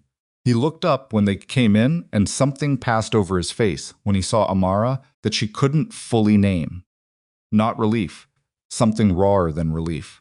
"I spoke to my mother this morning," he said. Amara sat down. Patricia remained standing near the door. "She called me at 5:30, Junho said. "She knew about the news last night, about the subsidiaries being named. She called to tell me what to do, how to manage it, who to call and what to say and how to position it so that the organization." He stopped. His hands pressed harder together. "She had a plan. A complete plan, already constructed, for how I was going to respond to this, in a way that protected Director Che and protected her and allowed the investigation to focus elsewhere." "Elsewhere meaning me," Amara said. He looked at her directly. "Yes." The word sat there. "What did you tell her?" Patricia asked. "I told her I already knew about the agreement." He said it quietly. "I told her I knew about what she signed with Che in the 7th month of my marriage. I told her I knew what she had been doing for 14 months with my life, and Amara's name and Sukyen." He unclasped his hands and put them flat on the table. "She didn't deny it. She didn't deny it," Amara repeated. "She explained it." His jaw tightened. "She said she had been protecting the family. That Director Che's arrangement predated my marriage and had been, she used the word, foundational to the organization's stability in North America. She said the decision to add Amara's name to those accounts had been Che's idea, but she had agreed to it because..." He stopped. The muscles in his throat worked. "Because she believed Amara would not be in the picture long enough for it to become a problem." The conference room was very quiet. "She believed," Amara said, "that you would divorce me eventually regardless." Junho didn't answer. He didn't need to. "She facilitated Che's arrangement," Amara said, "because she was confident her son's marriage wasn't going to last, and therefore the risk of using my name as a liability tool was manageable." She heard herself saying the word and thought about Unsuk saying it, in some conversation she hadn't been present for, in the comfortable vocabulary of a woman who had decided that Amara's life was an acceptable variable in her calculations. Junho opened the folder. Inside were printed emails. 20, maybe 25 pages. He slid them across the table to Patricia. "From my mother's personal account," he said. "She uses a private server. I've had access to it. For 4 years she gave me the credentials when my father got sick, in case something happened to her. I've never used it." He paused. "I used it this morning." Patricia was already reading. "The emails go back 16 months, Junho said. "Between her and Che," and he paused, "and Mr. Bake." Amara looked up, "The attorney who offered me the settlement. He wasn't acting only in my interest," Junho said. The words came out, stripped down, without inflection, the way words come out when the thing they're describing is too large for any accompanying emotion to be adequate. He was coordinating with Chai on the terms, the NDA specifically. The intent was to, if you signed it, it created a legal barrier to you providing testimony about anything related to park business during the marriage. The NDA wasn't to protect you, Amara said. No. It was to protect Che and my mother. She looked at him. She looked at the folder. She looked at the wall behind his head for a moment, because looking at his face required something she was rationing carefully. "You accessed your mother's private server," she said. "Yes. And you brought these here." "Yes. You understand what happens to your relationship with her when this goes to investigators." He met her eyes. His were red at the edges, in a way that had nothing to do with sleep deprivation. "I understand. Junho." She said his name, the way she hadn't said it in months, not as an address, not as a functional identifier, but as the thing a name actually is, which is a sound that contains a person's whole history. "What she did to me, what she allowed that can't be undone. You know that. I know this." She gestured at the folder. "This doesn't undo it. I know that too. So why are you doing it?" He looked at her for a long moment. Then he looked at his hands. "Because Zora is going to grow up," he said. and she's going to know what happened. And he stopped, started again. I need to be something worth knowing when she does. Patricia had stopped reading and was very carefully not looking at either of them. Amara said nothing for a moment. Then she said to Patricia, "How do we move forward?" Patricia set the emails down. "These go to Reyes today." Combined with the Che Park document and Suyan's communications and the hard drive, we now have a complete evidentiary picture. She looked at Junho. "You'll need to make a formal statement. Your attorney needs to be present. I'll call him from here. You should also see aware that this may not protect your mother from criminal exposure." Junho looked at Patricia and then back at Amara. Something settled in his expression. The red at the edges of his eyes didn't change. Something else did some last negotiation with himself, visible for one moment and then resolved. "I know," he said. He made the call from the conference room. His attorney arrived 45 minutes later, looking like a man who had planned his day around different events and was rapidly reassigning his priorities. They went into another room. Amara sat in the conference room with Patricia and drank water. She kept forgetting to taste and looked out the window at a street she wasn't seeing. Her phone rang. She looked at the screen and saw Park, calling from her usual number this time. No more private numbers. No more careful management. Amara stared at the screen until the call went to voicemail. 30 seconds later, a text arrived. In Korean. 5 words. "We should talk." "Just us," Amara typed back. 3 words. Also in Korean, "Talk to investigators." She put the phone face down. 2 hours later, events moved at a pace that compressed everything. Agent Reyes called Patricia directly, not unusual. They had been in contact through the morning. What was unusual was what she said, which Patricia relayed to Amara in the parking structure below the building, in a fast, low voice while they stood between 2 parked cars, because the conference room had other people in it, and this was not for other people. Director Che's attorneys contacted the investigator's office 40 minutes ago, Patricia said. "He's offering to cooperate." Amara stared at her. "He got ahead of it," Patricia said. The moment his daughter's name entered the investigation, as a cooperating witness, he moved. He's offering to provide full documentation of the arrangement with Yoon-suk Park and the structure of the subsidiary accounts in exchange for a cooperation agreement. She paused. "He's going to put everything on Yoon-suk. Can he do that?" "He can try. Whether investigators accept the framing depends on what the documents show. But his cooperation," Patricia looked at her directly. "His cooperation may include testimony that clears your name formally and completely, because clearing you is how he demonstrates that you were a mechanism rather than a participant, which supports his version that Yoon-suk was the architect. He's going to sacrifice her to save himself. That is the traditional move, yes." "And Su-yeon." Patricia's expression shifted slightly. "Su-yeon is collateral to whatever her father decides to do. She made her own move last night by coming to you. That was independent. That's going to matter to how she's treated in whatever comes next." Amara leaned against the concrete pillar beside her.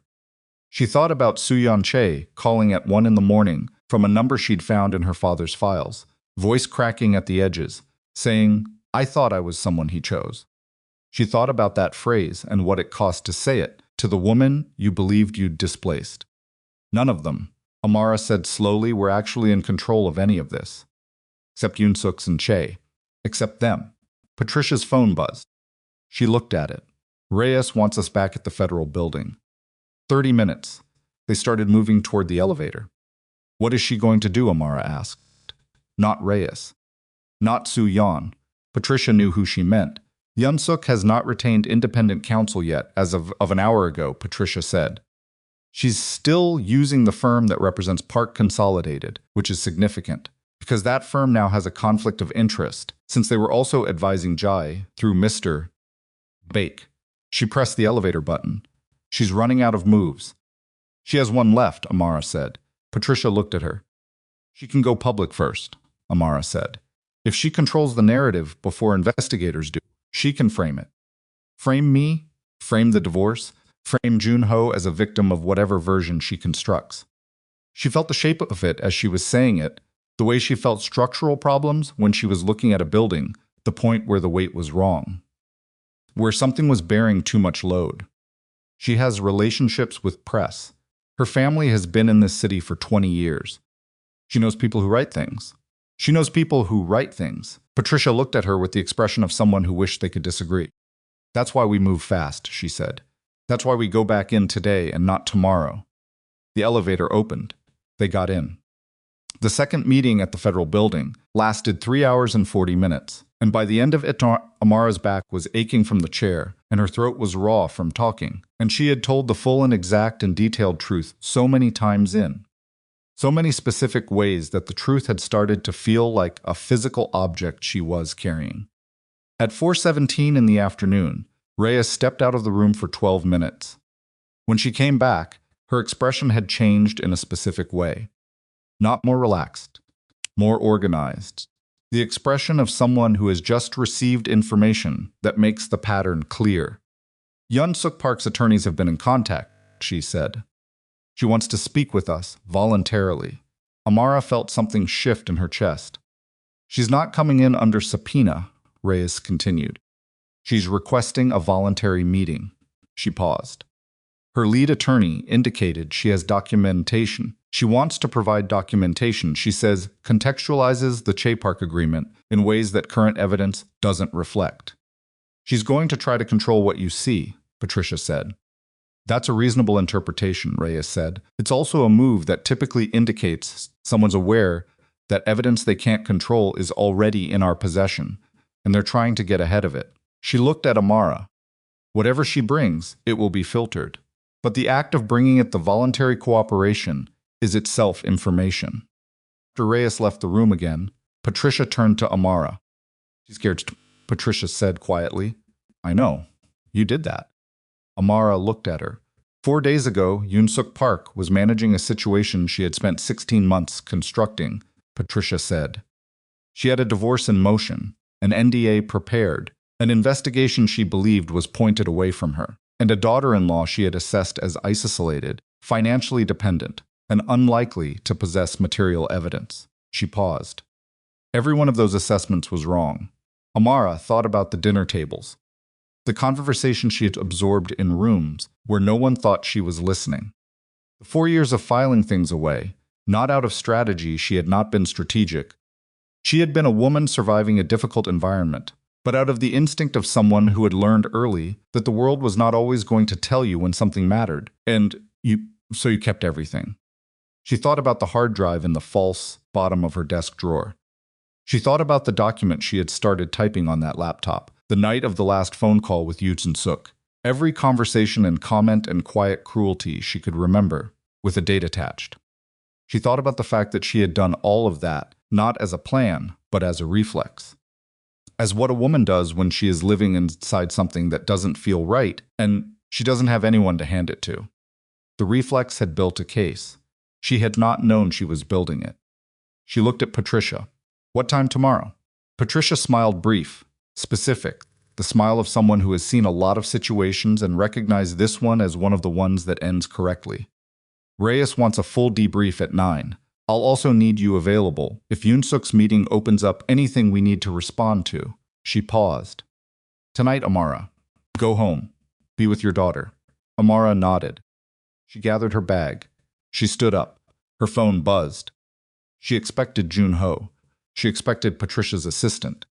She expected any one of the 17 different things that had been demanding her attention for the past 72 hours. The text was from an unknown number, but the message itself identified the sender immediately because it was in Korean, and only one person had been texting her in Korean in the past 24 hours. Press conference is at 6 o'clock. My mother. She's going to name you. She read it twice. Jun-ho. She showed it to Patricia. Patricia read it. Her expression did not change dramatically, but something around her eyes sharpened, in a way Amara had come to recognize as the opposite of calm, the thing Patricia's face did when she was moving very fast internally, while keeping the surface level. What time is it? Patricia said. Amara looked at her phone. 4:48. We have 72 minutes. Can we stop it? We can't stop a press conference. Patricia was already typing on her own phone. But we can make sure that when journalists start verifying her claims, they find something that contradicts them. She looked up. Reyes.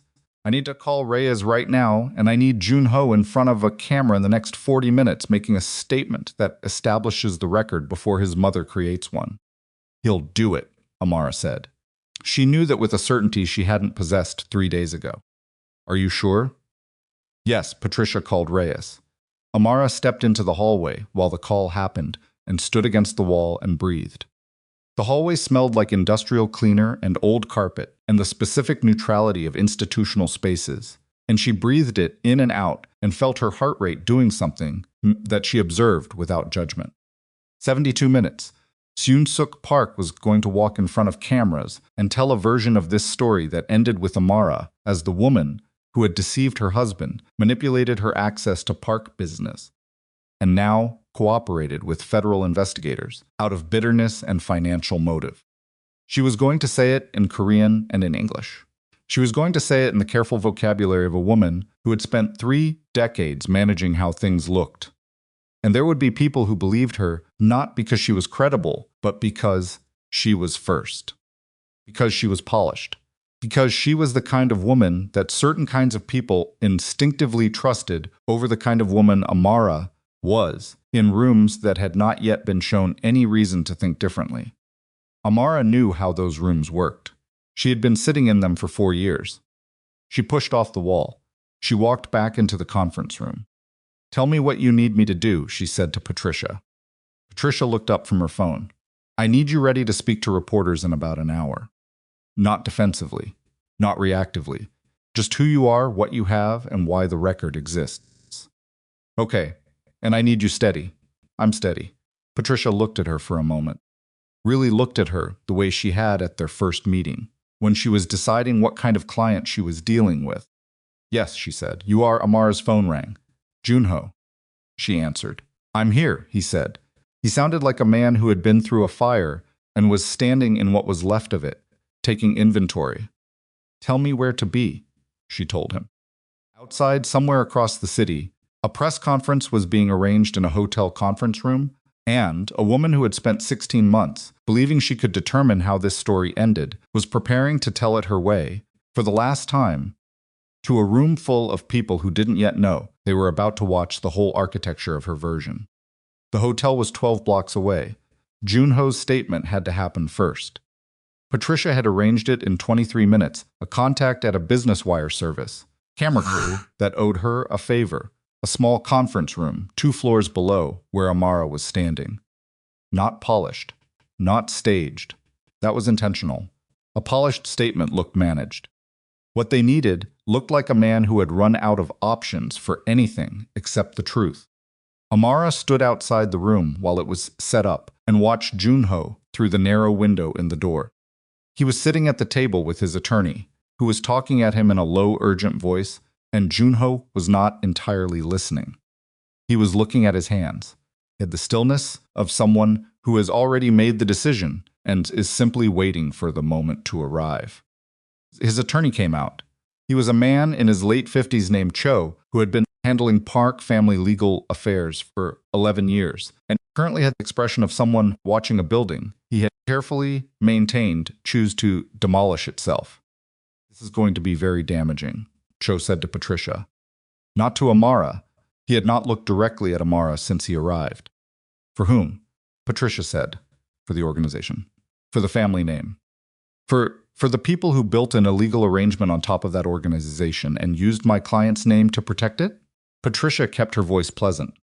Yes, I imagine it will be. Cho looked at Amara for the first time. It was the look of a man performing a reassessment he resented having to make. Whatever you think of how this marriage ended, I think exactly what the documents show, Amara said.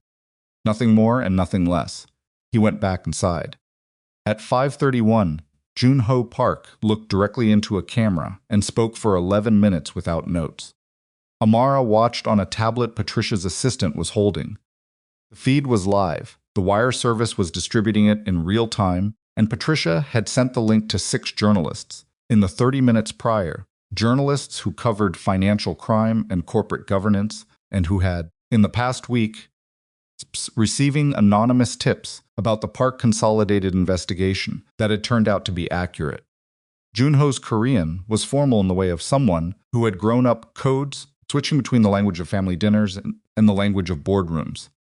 He used both registers in the 11 minutes, moving between them without seeming to notice, the way people do when what they're saying is too large for a single register to contain. He said his name, his title. He said that he was appearing voluntarily and without the advice of family counsel, which was a specific phrase that carried specific legal weight, and that the journalists receiving the feed would understand immediately. He said that accounts under the Che Park holding structure had been used to move funds in ways that were inconsistent with legitimate business operations. He said that his wife's name had been attached to those accounts without her knowledge or understanding of their purpose. He said that he had been informed of this through documentation that had come to light in the past 72 hours, documentation that had already been provided to federal investigators. He said that his wife had been, in the specific legal language Patricia had given him, used as an affiliated party in a structure designed to create liability misdirection, and that she had possessed no knowledge of and had received no benefit from any of the transactions conducted through those accounts. Then he said something that was not in the language Patricia had given him.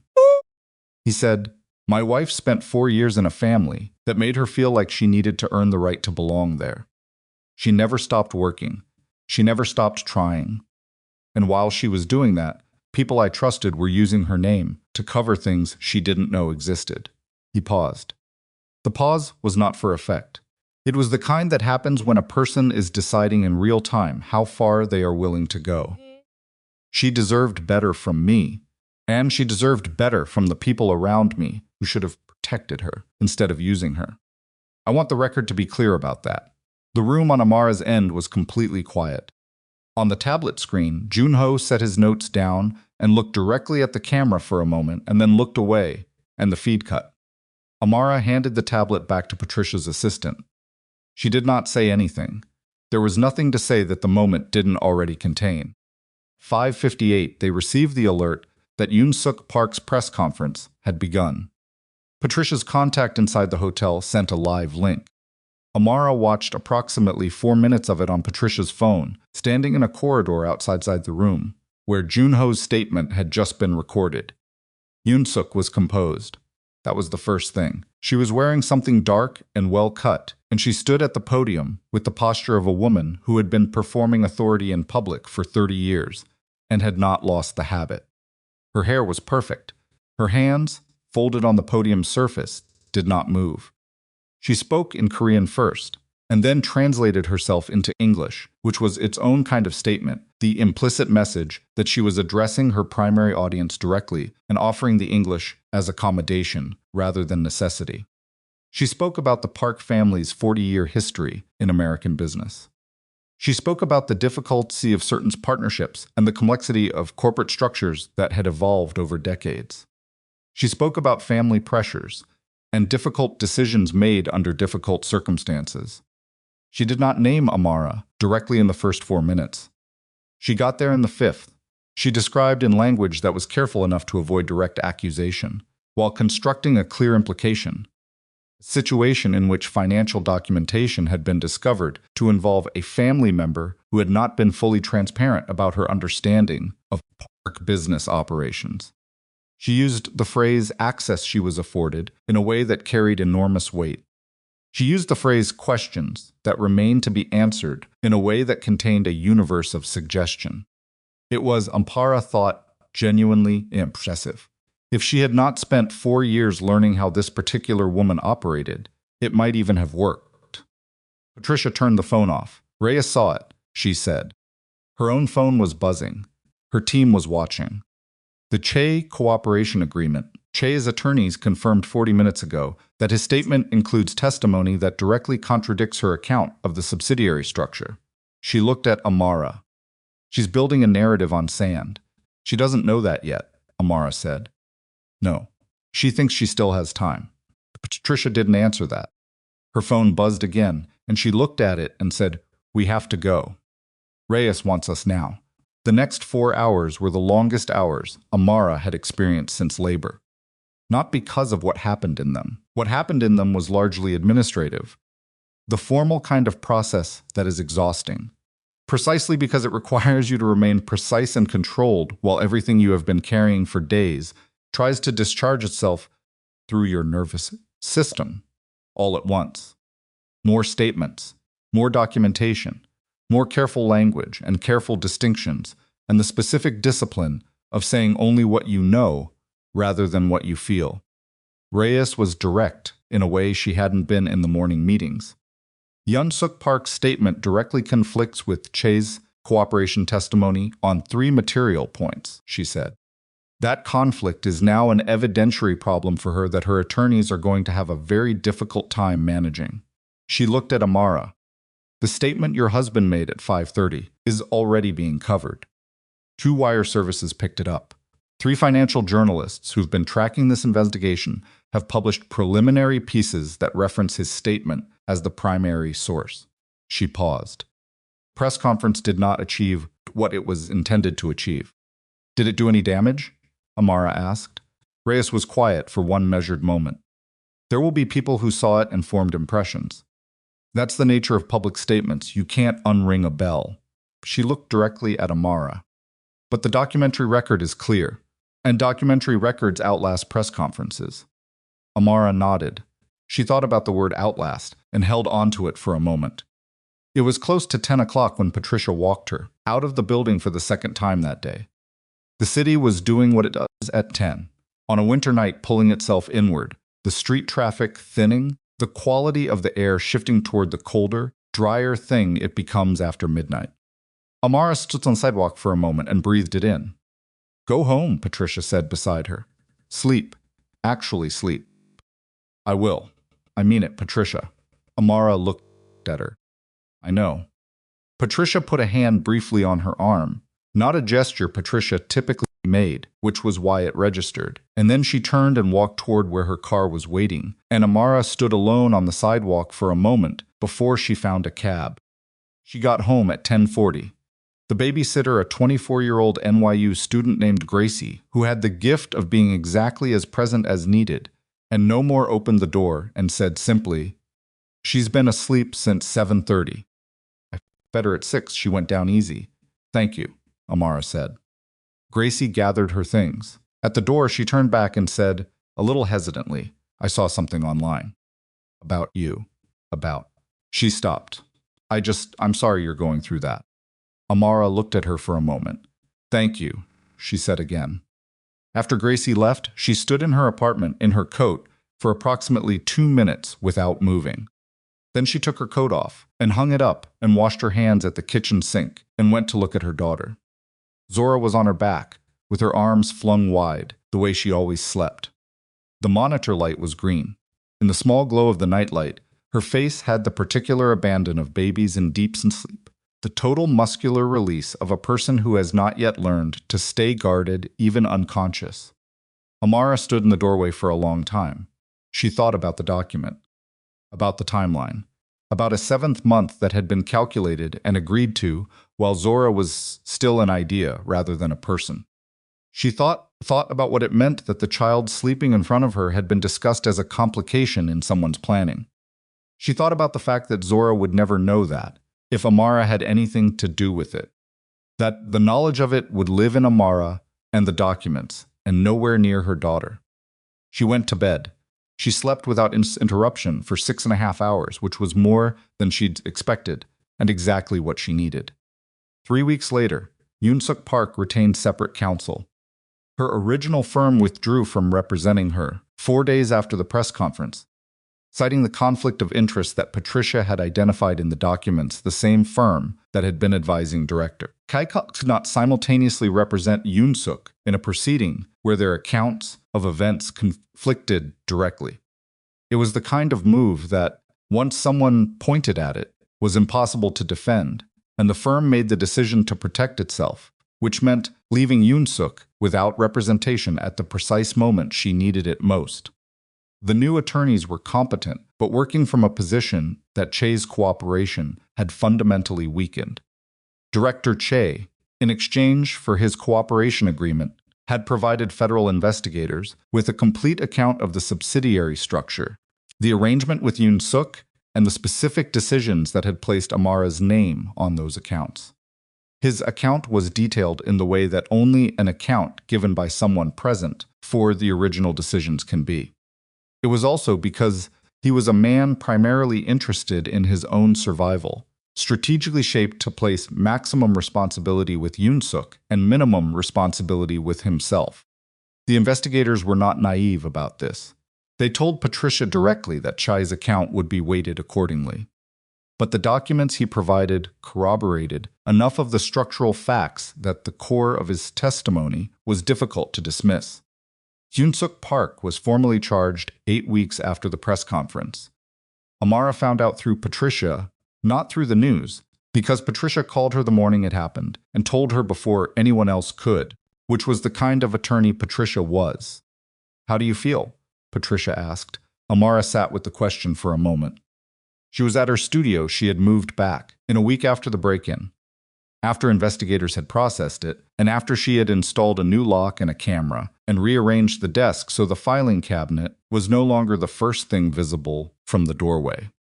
"I don't know yet," she said. That's an honest answer. "I've been practicing honest answers."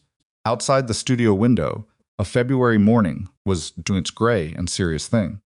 The street below was moving with ordinary traffic, a delivery truck double parked, a woman walking fast with coffee, 2 men arguing companionably over something near a building entrance. "What happens to her?" Amara asked. "That depends on what her attorneys construct and what the evidence shows at trial. If it goes to trial." Patricia paused. "Her attorneys may push for a plea. The evidence is it's substantial, Amara. The documents, Che's testimony, Junho's statement, the email record. She's 70 years old. I know. I'm not asking you to feel sorry for her," Amara said. "I don't feel sorry for her. I'm asking you what it looks like. It looks like a woman who built something complicated over a long time, and then watched it come apart in 4 days," Patricia said. "Which is what it is." Amara nodded to no one. "Okay," she said. Junho called that evening.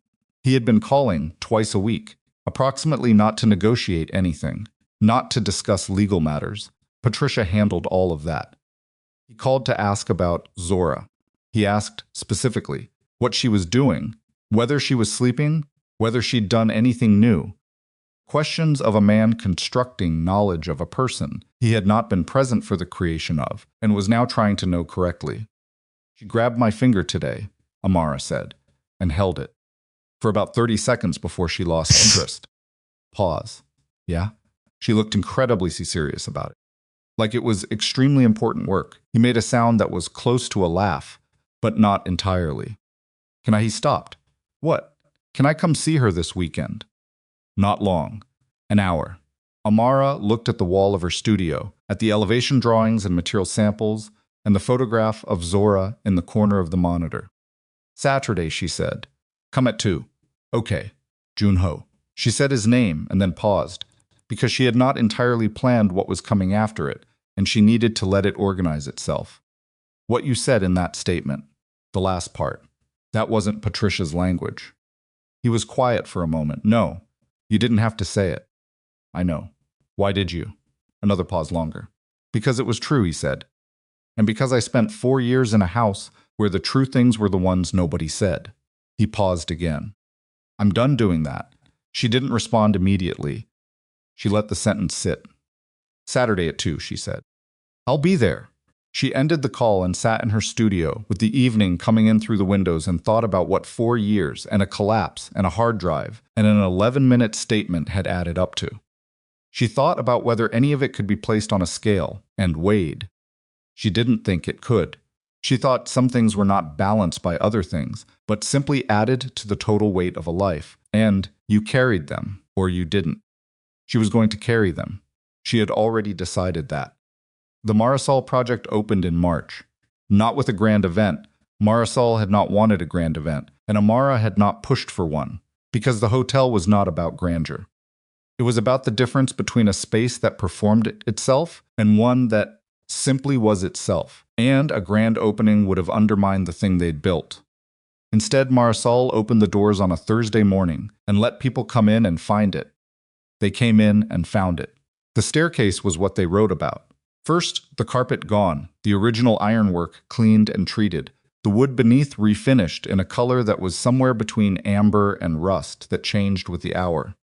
The lighting was warm and indirect. The walls were exposed brick alongside reclaimed panels from a mill in Pennsylvania that Amara had sourced through 3 separate contacts over 6 weeks. The artwork was made by 4 Brooklyn artists who had never shown work in a hotel before, and whose pieces fit the space so precisely that visitors frequently asked if they'd been commissioned specifically for the rooms, which they had been. The photographs that spread online were taken by guests with phones, not by a professional photographer, which was also intentional. 2 weeks after the opening, a design publication ran a piece on Natalie Arden's studio with a photograph of Amara standing in the hotel lobby that she had not known was being taken. In the photograph, she was looking up at the staircase with the expression of someone checking work they have already mostly let go of. The piece described her as one of the most interesting new voices in New York design. Her phone ran warm for 3 days.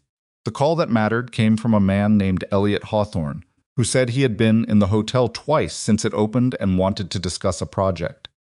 He was the kind of man who described himself by the work he was interested in rather than by his net worth, which Amara found notable, and he was specific about what he had liked about the hotel in a way that told her he actually knew what he was looking at. They met for coffee on a Tuesday afternoon in April.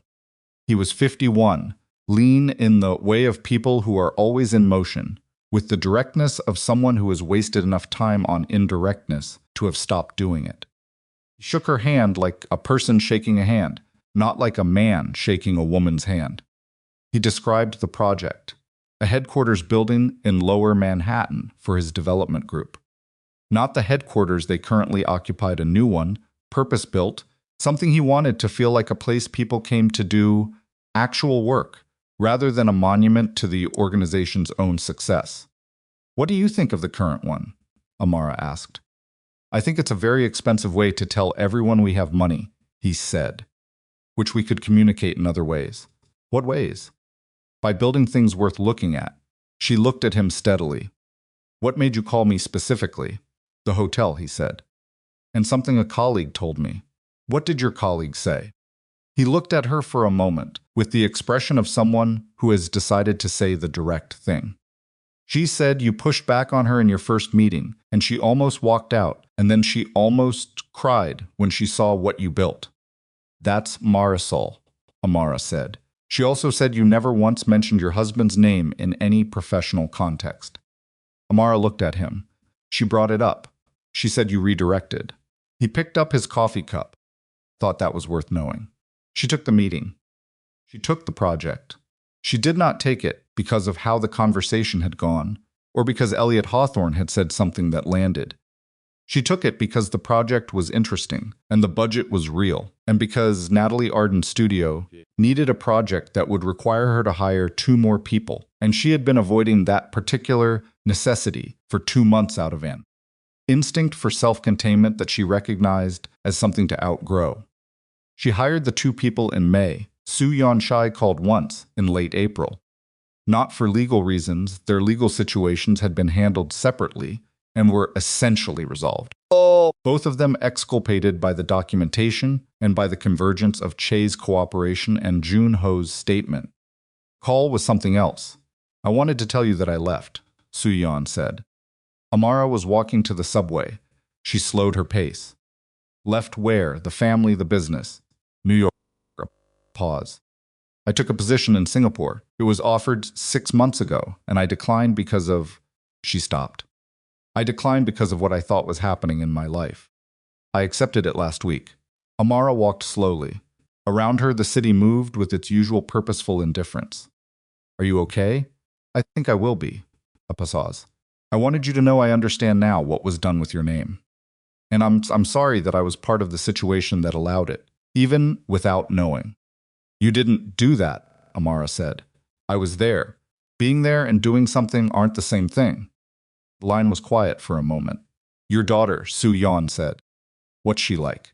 Amara thought about how to answer that. She looks at everything like it owes her an explanation, she said. She got that from somewhere. Something moved in the sound of Su Yan's voice. Not quite a laugh. Closer to the sound a person makes when a small good thing arrives inside a long, hard time. I hope she keeps it, she said. I plan on making sure. They said goodbye in the practical way of people, who both understand that the call is complete in itself. They would not speak again, probably. That was all right. Some encounters don't require continuation to mean something. Summer arrived the way it always does in New York, suddenly and without apology, the temperature jumping 2 weeks earlier than felt reasonable, and the city adjusting instantly, the parks filling, the fire hydrants going, the rooftops accumulating people and furniture, and the particular joy of New Yorkers encountering warmth. Zora was 6 months old and had recently discovered that she had opinions about being put down, which she communicated without ambiguity. Junho came on Saturdays, always at 2. He was never late. Amara had not asked him to come consistently, had not framed it as a schedule or a requirement. She had said Saturday at 2, that first time, and he had shown up. And the following week he had called Thursday to ask if Saturday at 2 was all right again. And she had said yes, and that had been the pattern since March, without either of them formally establishing it. He was good with Zora in the specific way of someone who is learning something late and knows it and doesn't allow the knowing it late to become an excuse for not learning it. He was attentive in a way that was visibly effortful at first. Yes. And gradually it became something less like effort and more like practice, becoming natural. He read about infant development with the same methodical attention he had once given to acquisition targets. It would have been almost funny if it had not also been the thing Zora needed. On a Saturday in July, Amara came into the living room from the kitchen and found Junho sitting on the floor with Zora in his lap, and Zora was holding his finger. He didn't see Amara. He was looking at his daughter with the expression of a man who has understood something that cannot be ununderstood, which creates a specific quality of attention that is different from ordinary looking. Amara stood in the doorway for a moment. Then she went back to the kitchen. Some things don't need to be witnessed to count. The charges against Yoon Suk Park were resolved in September. Not at trial. Her attorneys negotiated a plea that involved cooperation, a significant financial penalty, and a period of supervised release rather than incarceration. Given her age and the fact that her direct participation in the financial transactions had been coordinated rather than operational. Plea required her to acknowledge, in specific legal language, that she had knowingly participated in an arrangement that used Amara's name without her knowledge or consent. Patricia sent Amara the documentation. Amara read the acknowledgement paragraph twice. She did not feel the thing she had perhaps expected to feel, which would have been something clean and complete, a door closing. What she felt was smaller and stranger than that, something like the sensation of setting down a bag you have been carrying. So long you had stopped noticing the weight, which meant that what you felt first was not relief, but the specific absence of a pressure you had become accustomed to. She put the document in a folder. She filed the folder. She went back to work. Junho called that evening. He had been told by his attorney. I know, Amara said, when he started to speak. I don't know what to say. You don't have to say anything. A pause. She called me, he said, this morning. Before the plea was filed. Amara waited. She didn't apologize, he said. She said she had always done what she believed was best for the family. A pause. She said she hoped I understood that eventually. What did you say? He was quiet for a moment. I said I hoped she found something to do with her time that didn't require moving other people around like pieces. Amara let out a breath that had been sitting in her chest for some time. How did she respond to that? She hung up. Okay. Amara.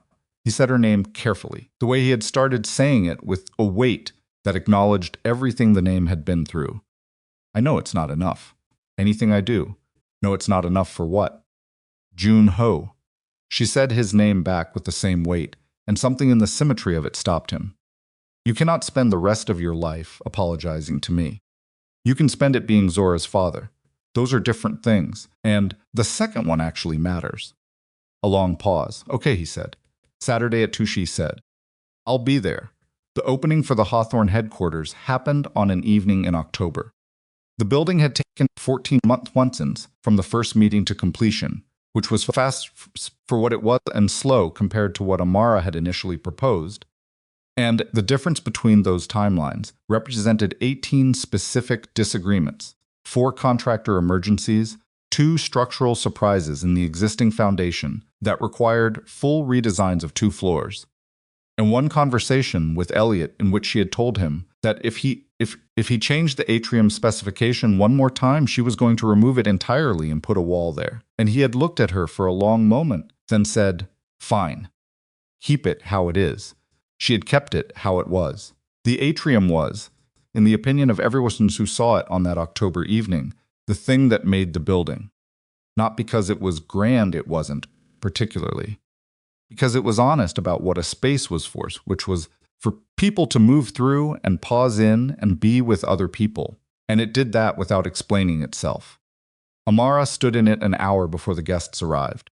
When the building was empty, and the light was coming in at the angle she had calculated for this exact time of year, and the installation in the center, 2 structures of reclaimed steel and sustainable timber, separate and load-bearing, supporting a shared canopy without merging into each other, was doing exactly what she had designed it to do. She stood there for a while. She thought about the first apartment, the marble floor Jun-ho had dripped rain on, the ultrasound photograph she had placed beside his ring. She thought about the studio in Brooklyn with its inconsistent heating and the freight elevator and the false bottom in the desk drawer. She thought about a room full of people speaking a language they assumed she didn't understand, and the 4 years of filing things away. She thought about Zora, grabbing Junho's finger, and the expression on his face, and the way she had gone back to the kitchen, because some things don't need to be witnessed. She thought about Patricia saying, "You're handling this better than most people I've seen in this position," and herself saying, "I'm not handling it, I'm just moving." She had been just moving for 14 months. At some point, while she wasn't looking, the moving had built something. Elliot found her there when he arrived early, which she had noticed he always did early to every meeting, every site visit, every event. He stood beside her and looked at the installation and said nothing for a long moment, which was something she had come to understand about him, that he tolerated silence, the way people tolerate it when they are actually comfortable with themselves. "It's right," he said finally. "I know," she said. He looked at her. That sounded arrogant. It sounded like someone who knows their work. He looked back at the installation.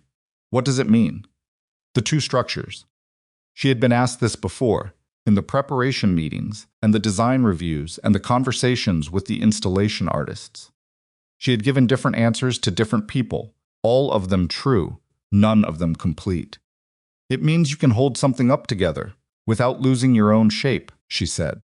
He was quiet for a moment. "Did you mean it as a comment on architecture specifically?" "No." He nodded. He did not ask her to elaborate. She had noticed over 14 months that he did not ask her to be more than she was. He did not ask her to be less either. He asked what he needed to know for the work, and he asked what he was genuinely curious about. And he did not ask the other things, the things that were not his to ask.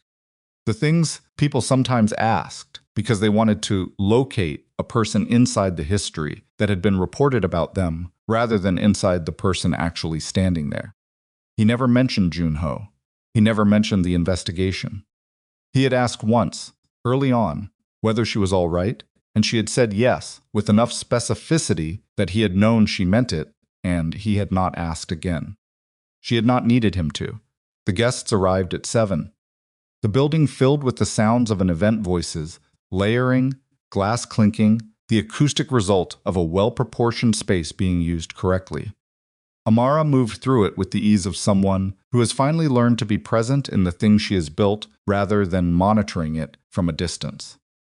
Marisol was there, standing near the atrium installation with a glass of wine, and the expression of someone who was proud of something they had a hand in, even though the hand was indirect.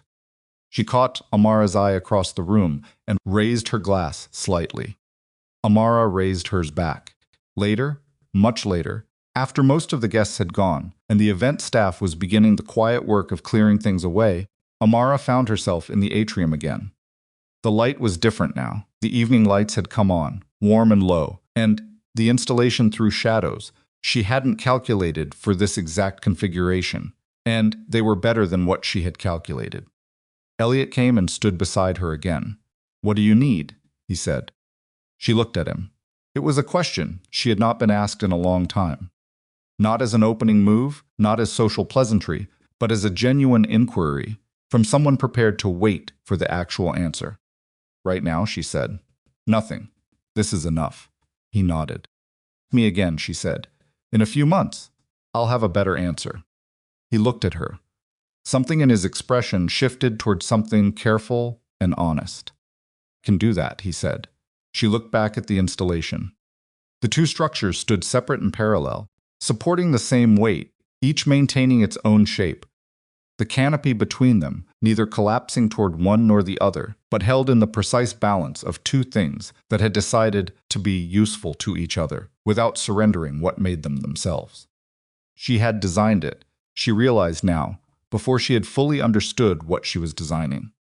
She had built it from the place she was trying to get to, before she had arrived. Outside, New York was doing what it always does at 10 o'clock.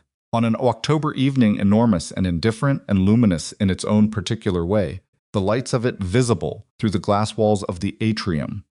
The city that had not cared about her divorce or her name on the wrong documents or the press conference or any of it, and had simply continued, as cities do, creating the conditions in which people either found their footing or didn't.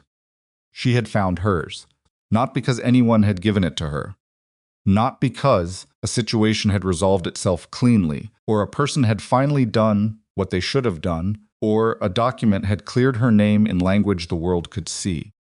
She had found it because she had kept moving through the months, when moving was the only thing available to her, and the moving had built the footing, and the footing had built the floor, and the floor was underneath her, right now, in a building that bore no one's name but her own. Zora was at home with the babysitter, probably asleep with her arms flung wide, taking up as much space as possible in the unself-conscious way of a person who had not yet been told she shouldn't. Amara was going to make sure she was never told. That was the only plan that had ever really mattered. She took a last look at the installation, at the two structures, and the canopy they held between them, and then she picked up her coat and her bag and walked toward the doors and out into the city that had been hers all along. Even in the years she had not known how to claim it.